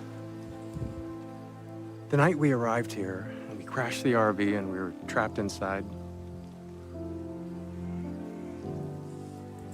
you had a dream. Do you remember what you dreamt about? Lake of Tears? That's right. That's crazy. Cause see, and then the mark on his head is like damn near completely gone. So he starts off with that highly red mark on his forehead, and now it's just like wiped away. Again, we didn't see anything like that with Father Kochi or Bartender Tom, did we? Like, I can't remember seeing anything like that with them. No, we did not. No. It seems so different. Like, again, I don't know what this is, if it is really Jim's spirit or not. But that's Very different. interpersonal. That's different. The fact they're getting ready to like, I can't remember if I kept the scene in there, but it shows the scene of them talking about the Lake of Tears and him remembering his son being in the RV the way he was. Like, that just feels so much more different than previous. Jim knows about the dreams, so in my opinion, either it's legit Jim or it's whatever sent Ethan the vision he had in the dream, which might be the boy in white, in my opinion. Those are the two options, indeed. Do you know why? It's here, and I need you to find it. Why can't we find it together? And that was all of Jim for now. And let's see. May says the lake is at the huts. Oh, like Talisman Huts. It's surrounded by wards and a safe, good place to protect them. I think the scarecrows will attack Sophia, revealing her as man in yellow. Oh, so maybe she was with them, and that's why the scarecrows came out and decided to bust in on them. Mm-hmm. Oh, that would be. Oh, I like that. I have an extra theory that Lake of Tears happens to be where Ethan, the storyteller. We can barely hear you, sweetie. Can you hear me now? A little better. All right, so the Lake of Tears for me is giving me the fact that where was everything originated from? It was from the RV. Where is this happening close to the RV? Where did Jim die? At the RV.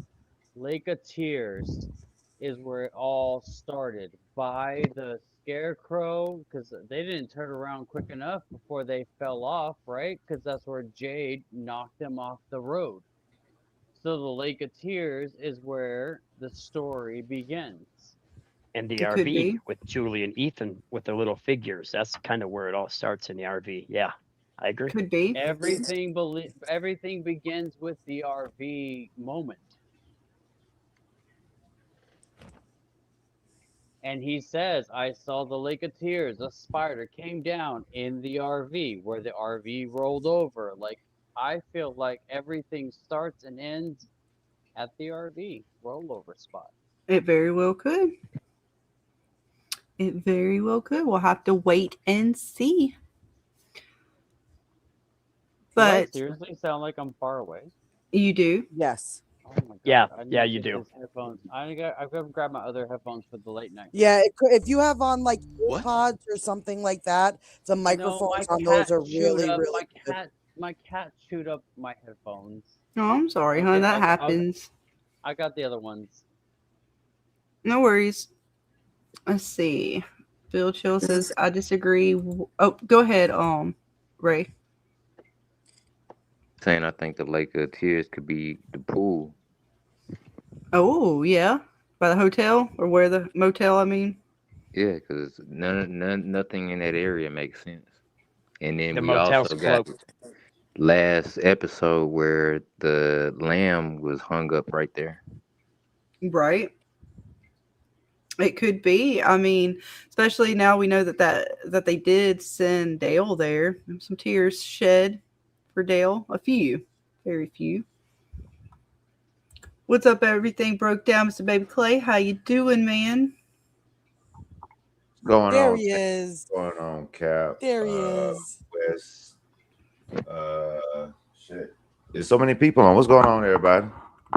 We've been hanging, going through some bits, checking them all out. I can't complain, man. You can just say hi to Archie because you call me Alex, but it's Archie's YouTube moment. Okay. My little kitty cat. See, Pam says, I think Jimmy should assist Ethan in finding the Lake of Tears. It's coming full circle, says David. Oh, yeah, it does feel that way. Like we're about to really come full circle. Because yeah, every story we ever hear from every story or movie, it all goes back to the very beginning. And the very beginning was Ethan, he's a storyteller, right? So, boom, RV, flip over. And right before that, what happened? Julie and Ethan were having an argument about who died from the Cromonacle. Could be. See, David says the Lake of Tears is the power source, like an Under the Dome and Lost. Okay, it could be. The Lake of Tears could be. There you go, Dana. We're going to get the plug. We're going to pull the court. There you go. What's up, Fletcher? And don't forget, guys, if you're not a member, to become one, because we're going to wrap up here shortly and join for the members only stream. We got all the bits. But and kibbles and bits and bacon bits. Right. And this one here, and if we don't get through it tonight, I'll hold off, and I might even hold off a little bit now. But this one again, I do have for Julie's story walking bits. So we might hold this off, but let's see, because some of it's a little more important than other bits. I didn't know how far we were going to look. I knew Robert was around and he wanted to talk a little bit about this. Let's see. But if something's wrong, they don't just do that. Do what? They don't just stop like that. For fuck's sake, you people are just crazy. All right, so we know when Jim looks out, at least at that point, and that is before the radio starts popping. Is that what she said? Dad. That's what Julie said. Dad. Yeah, and then Jim looks over to the right a little bit.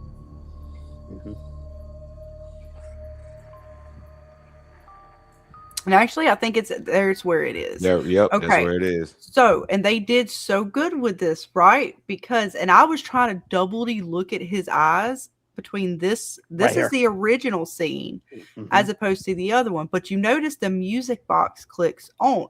So, does he look like that because Julie called out, or is it because the music box clicks on and he's looking like, what the fuck is that playing? Let's see, we'll go back and show you a little bit here. Play it again. Play it again. Let's see. All right, here, hang on.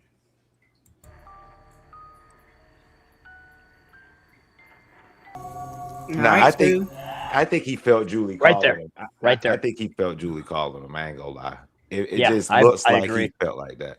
He said basically he didn't even turn around to notice the music. You know, if I heard something like that, I'd be like, "Oh shit, what the fuck is that?" Look at the radio. Well, I think he did. Right? I think he did. I didn't eventually complete the whole thing because again, I had so many of the clips. But I'll have to double check see if he actually turned around and looked at it, or if they didn't show it. And again, it pans back to the monsters. I can't remember because I kind of clipped this, and then it goes into I believe this week's episode. Right after this moment, I go into this week's episode, showing him in this week's episode doing the same bit.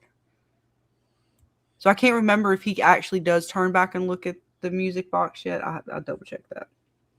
There was always a theory that somebody was always in the background. From this episode. So, real fast, remember when Victor had the poltergeist moment and then obviously the poltergeist moment in the new season. Who is doing all that? Who's trying to narrate that What do you storyline? mean, Victor? Which poltergeist? I'm trying to remember The exactly. Victor and it was it Julie, right? Or Ethan that were in the tent with Victor, and the tent that they were in got thrown away. Does anybody No, that remember was that? Boyd That and was Sarah. Boyd Boyd and and Sarah. It Sarah. got drug Boys, across somewhere. yeah. So again, with the poltergeist. Victor and I have a Sarah were theory. in the tent, so Victor could remember. So how does that correlate with the poltergeist that happened in the kitchen? That's the one. The I'm not series sure. does a That's We're very not still. good sure job. that's a We're not poltergeist. sure. We're not sure what drugged them or all the bits. Those are still things they've yet to reveal. A lot of theories, though. A lot of theories. But who would have been the person in that moment to I cause don't that know. poltergeist? I don't know I if have it a was a theory real poltergeist. quick. It could It have was. been the scarecrows. It could be a spider. It could be Yep. some other creature that we haven't seen in the woods yet. They have not alluded to anything of what it could be. Last They question. said Before we that. just Well, gonna, hang and on, I'm gonna, because I I'm want to gonna, get. I'm, I want to try I'm to gonna. get through these bits before we Okay, wrap it there up, you go. because we've only got All like right. 5 minutes for our wrap, or 5 or so minutes, 5-10 minutes.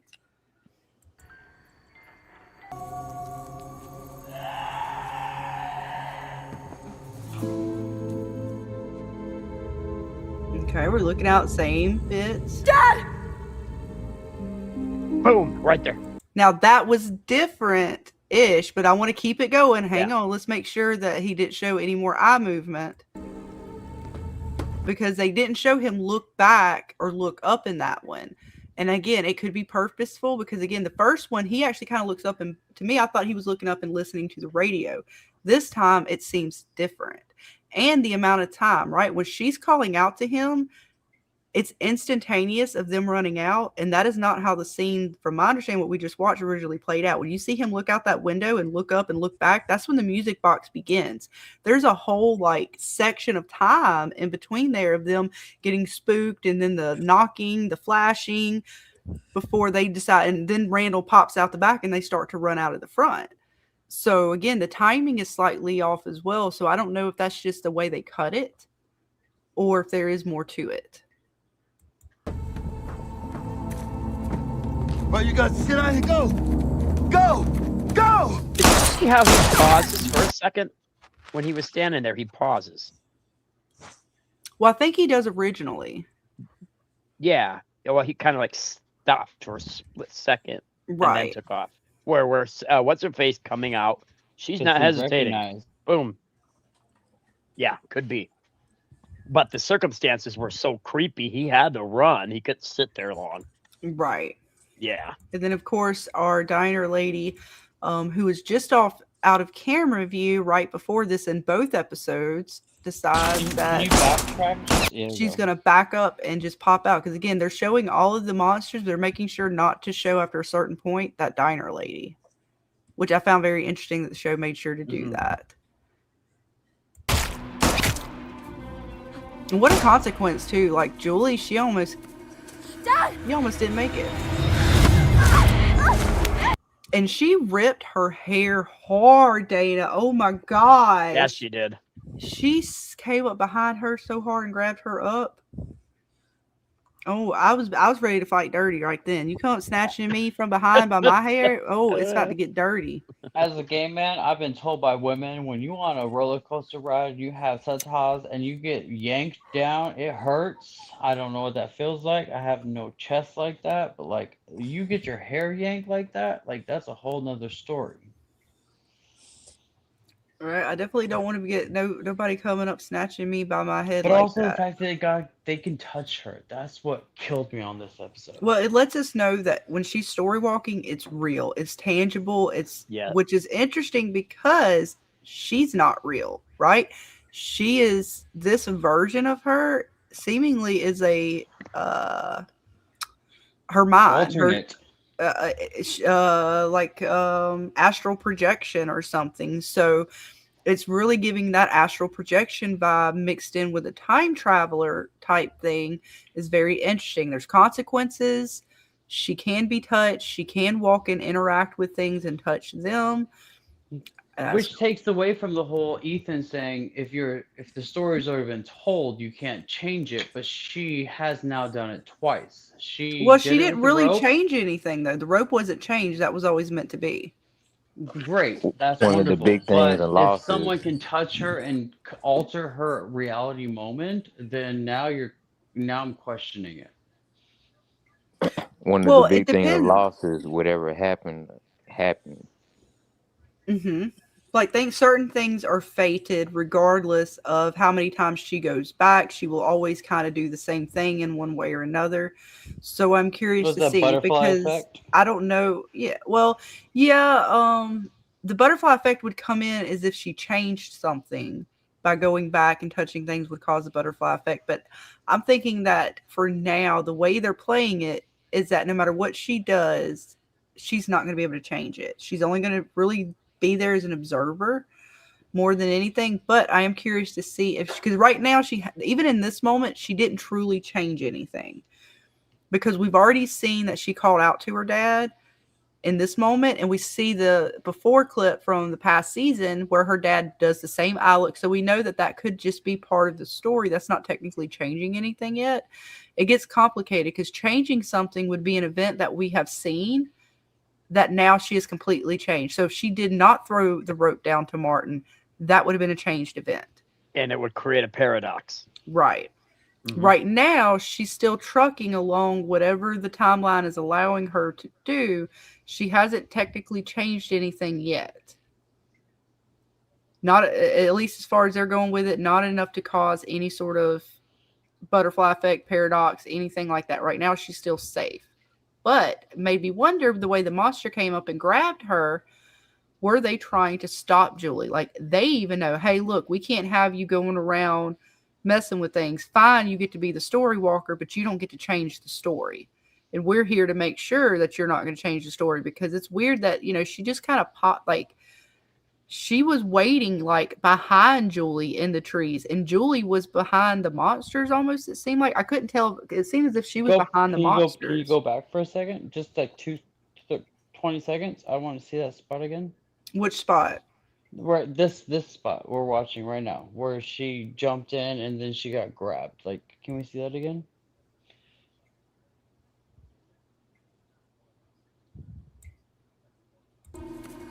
Dad!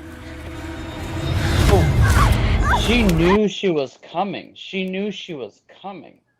Well, it's That's not what just that. killed She me. heard her. I'm assuming that she heard her when she yelled out. But has we ever seen a monster run? Well, Yeah. she was the one that sprung up on Father Cautry. Victor's mom.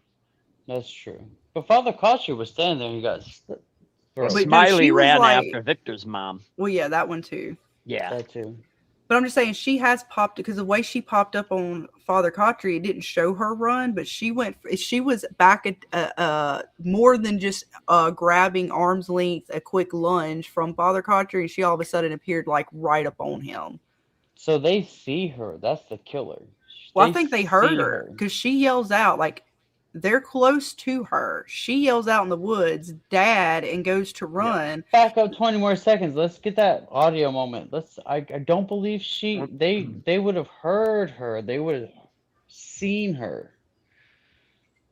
Well, she calls out and then she goes to run, and then the girl grabs her. So it's quick, but I mean, I think she kind of can hear them. And then I think that she's trying to stop Julie from getting to her dad. Yeah, she breaks ranks from the other monsters and goes after Julie.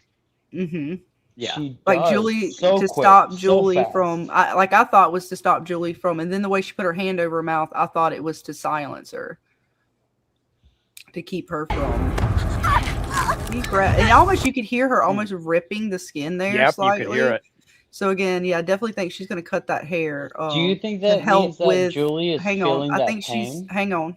I literally, you gonna kill me, Westeros. gonna shut You're up. asking me a question while I was in the middle of saying something. I can't hear your question if I'm talking. But I'm curious if this is the moment when after this she decides to cut her hair, because that rip it sounded brutal. Go ahead, Westeros. What were you trying to ask? I'm sorry. No, you answered my question. Okay.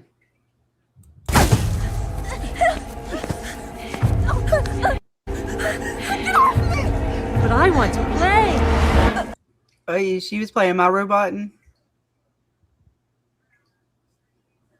Am I roboting? No, you're good. Possibly. No, you're good. We can hear you clearly. I'm roboting. No. You're good, Scarlett. You sound perfectly fine. Wait, You I'm might- good because might it's got think you're- everything you else might think you're roboting, roboting. but we hear you clearly. Because all you guys are now roboting. It was doing a weird thing. No, you're good. How am I good, but you guys are all roboting? That's not right. You expect me to explain the fuckery? I have no idea. You mean echoing? Ruh-roh. Is she roboting then, probably? No, She she's sounds good. clear to me. Because I would have taken over if she did. Mr. Cap... I can't see your screen right now. Captain Shriver, right? Shriver, lead, but bro. yeah. Okay, so yeah, yeah, with this happening with Julie, yeah, you could hear the ripping, so perhaps she does cut her hair from that. Now, I'm wanting to know, when does Julie get the 3 marks on her face? She's going to get clawed again, and I don't think it was from trees in the forest from her running. But yeah, that waitress monster, she breaks ranks as soon as she hears Julie yell. So whatever is happening when Julie story walks, it seems like things can be changed, but maybe there's always going to be at least one monster there to stop her from making the change. And she's got to figure out how to get past those bad boys in order to possibly make the change. Yeah. That's possible. Let's see what everybody's Absolutely. saying in the chat. Yeah. The only way, David says the only way to change the past is the double split experiment. They have to remove the observer. Yeah, I was asking you, David, who in your opinion would be the observer?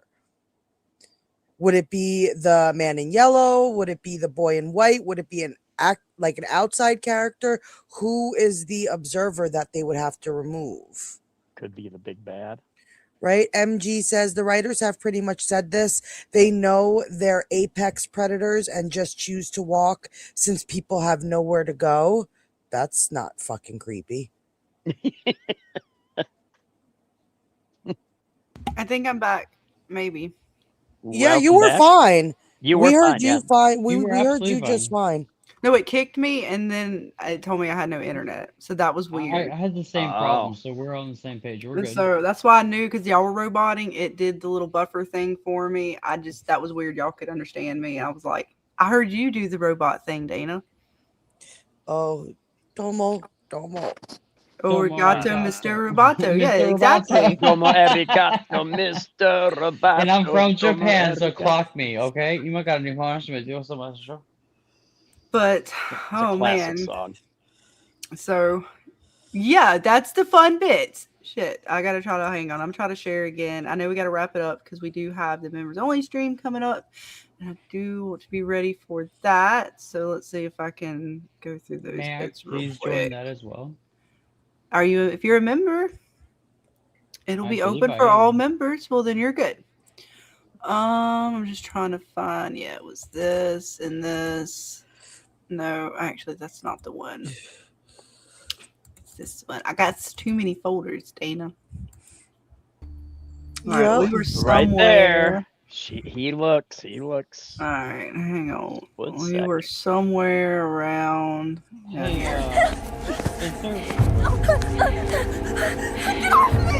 But I want to play.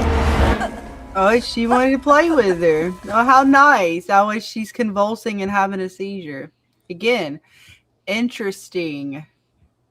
2 versions of her. One version's able to go back in the past or who knows where. And while she still remains, again, she had to get pulled out of here for it to stop. So this place, again, her hub for now on her story walking.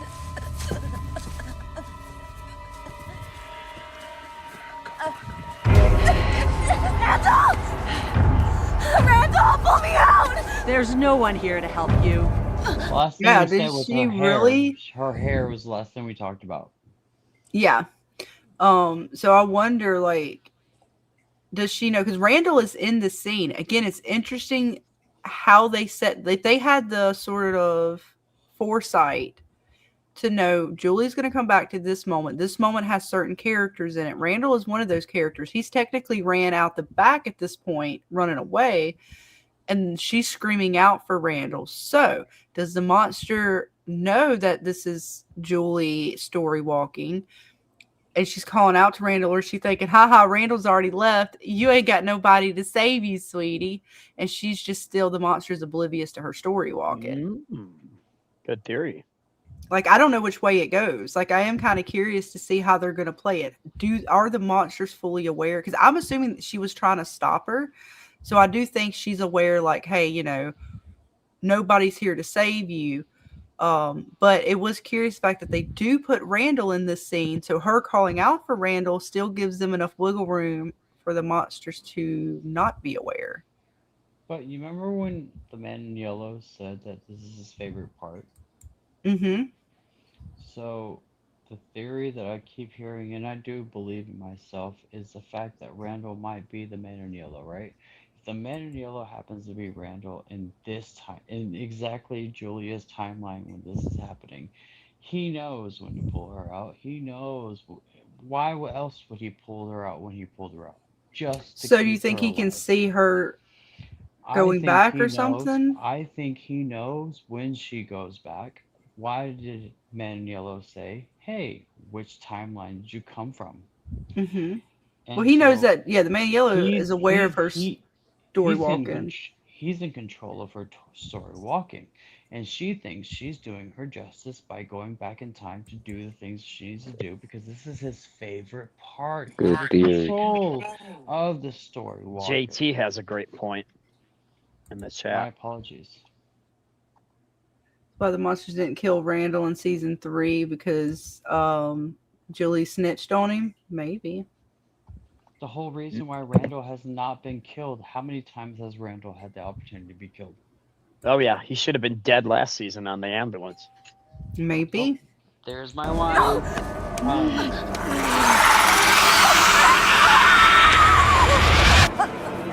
Oh, she can't talk anymore. Now, I wonder if, again, Randall didn't know, so it is. Is he aware, or he just has that, you know, Dana, I wonder if it had something to do with that, the development that we found on Randall. Yeah, possibly. He may have an extra connection there somewhere.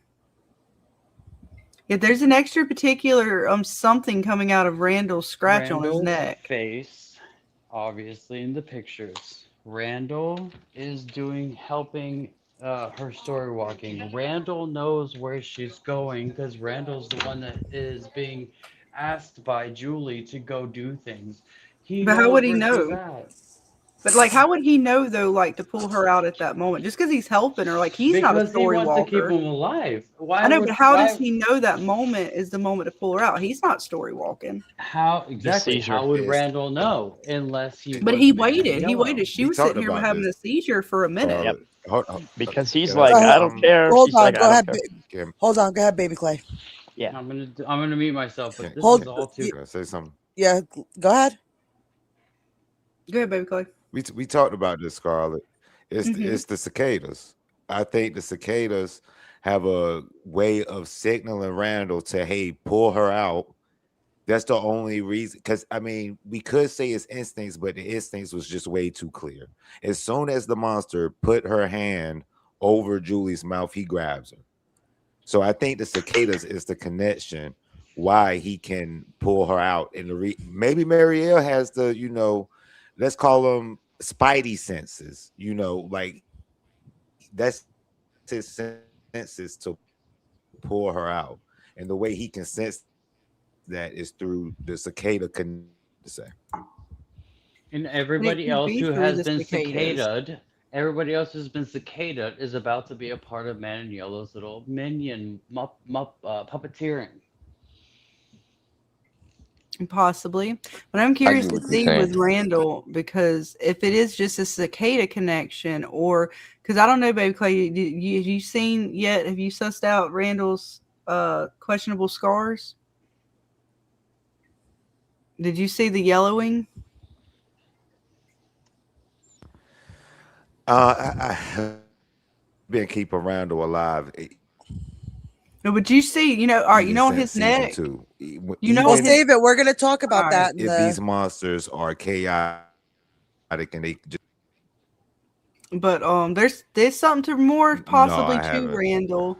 Because you They guys something noticed that we did not previously see, but through me and Dana's thorough investigative skills in the Discord, we saw something for a quick moment, and we thought to ourselves, well, it's weird because we never really get to see Randall's neck, at least a good shot of it, without the bandage. So when you guys come back for the members only stream, we're going to show off all of Randall's bits and the gross ones as well. He might be changing into a werewolf. We'll just have to wait and see. I think he is changing. Yeah.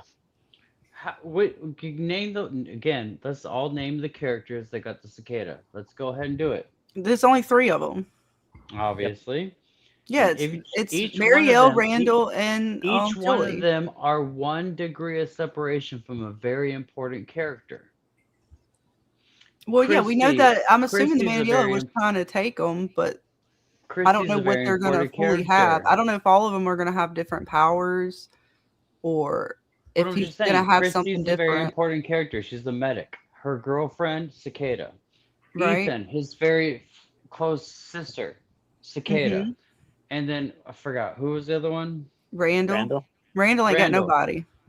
Nobody, but he's got the scar. He's got the look. He's got the picture from Victor that has a scar on the face. Like, everybody that's involved in the cicada is I feel like it's controlled. Julie gets the scratches on her face eventually too, like Randall's neck. Right. That's true. Yeah. So yes, she's definitely. I don't know if they're being controlled. I know they're being haunted. I feel like they're being manipulated. They definitely come off as though they're being haunted. The way that Randall and Marielle have talked about what's going through their heads, the way that Julie talks about it, as if they are being haunted, like a nightmare that they can't quite remember. But they still kind of the remnants of it is still there. So to me, it comes off more of like a haunting kind of situation. But I mean, they do say the guy who's the director and producer of this show is a Stephen King fanatic. So right. Double entendre in every episode. Right, for sure. But I don't even know. We probably won't. What time is your show starting? Don't and like we said, midnight Eastern. So in 45 minutes. About 45 minutes. Are you taking a break before you go into that? No, I'm just saying I'm in Central Time, so I just wanted to make sure where I'm at. Yeah. Yeah, I'm pretty much about to wrap this up. I probably won't get to finish this clip, so we'll pick this back up on Dana's stream tomorrow night as we ready ourselves for the episode. We'll continue to look at these bits and more. But for tonight's normal Friday Night Fever, we are going to wrap it up. I want to thank everyone who participated tonight, all you guys on panel, everyone in chat. Again, thank you, Captain, for all of the gifted memberships. Absolutely. TJ for becoming a gifted member, or not a gifted member, becoming a member. Got tongue twisted there a little bit. Glad I could help. Thank you so much, man. Again, all you guys for hanging on panel, all you guys in chat. What's up, Manicor? We're wrapping it up, but what's up, man? Hope you're having a good day. You got a membership, Manicor. Hey, before you clock out, let's ask everybody, what is your biggest theory for the next episode? I want to hear like all thoughts. I gotta wrap it up, sweetie, because I've got to have time to break in and everything like that. But we're gonna wrap it up for tonight. Again, we will be back on Dana's tomorrow night, but all of our members come join us here in about 30 minutes or so for some deeper dive into some tastier bits of From. But until then, guys, have a great night, and we will be back for the members, or we'll be back on Dana's for all of our normal subscribers and everyone in between. And then Monday night, of course, we have our roundtable discussions with the content creators. Lots of fun, lots of excitement. New episode to come. Can't wait to see it. You guys have a great night. We love you. Bye, everybody. Bye, guys. Bye.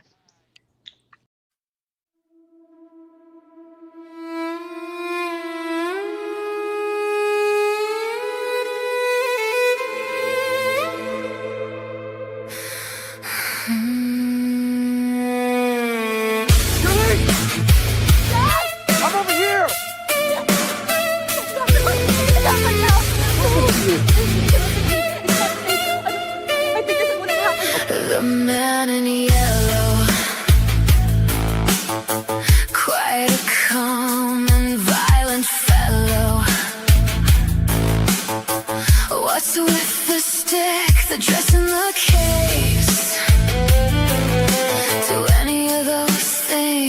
you out of this place.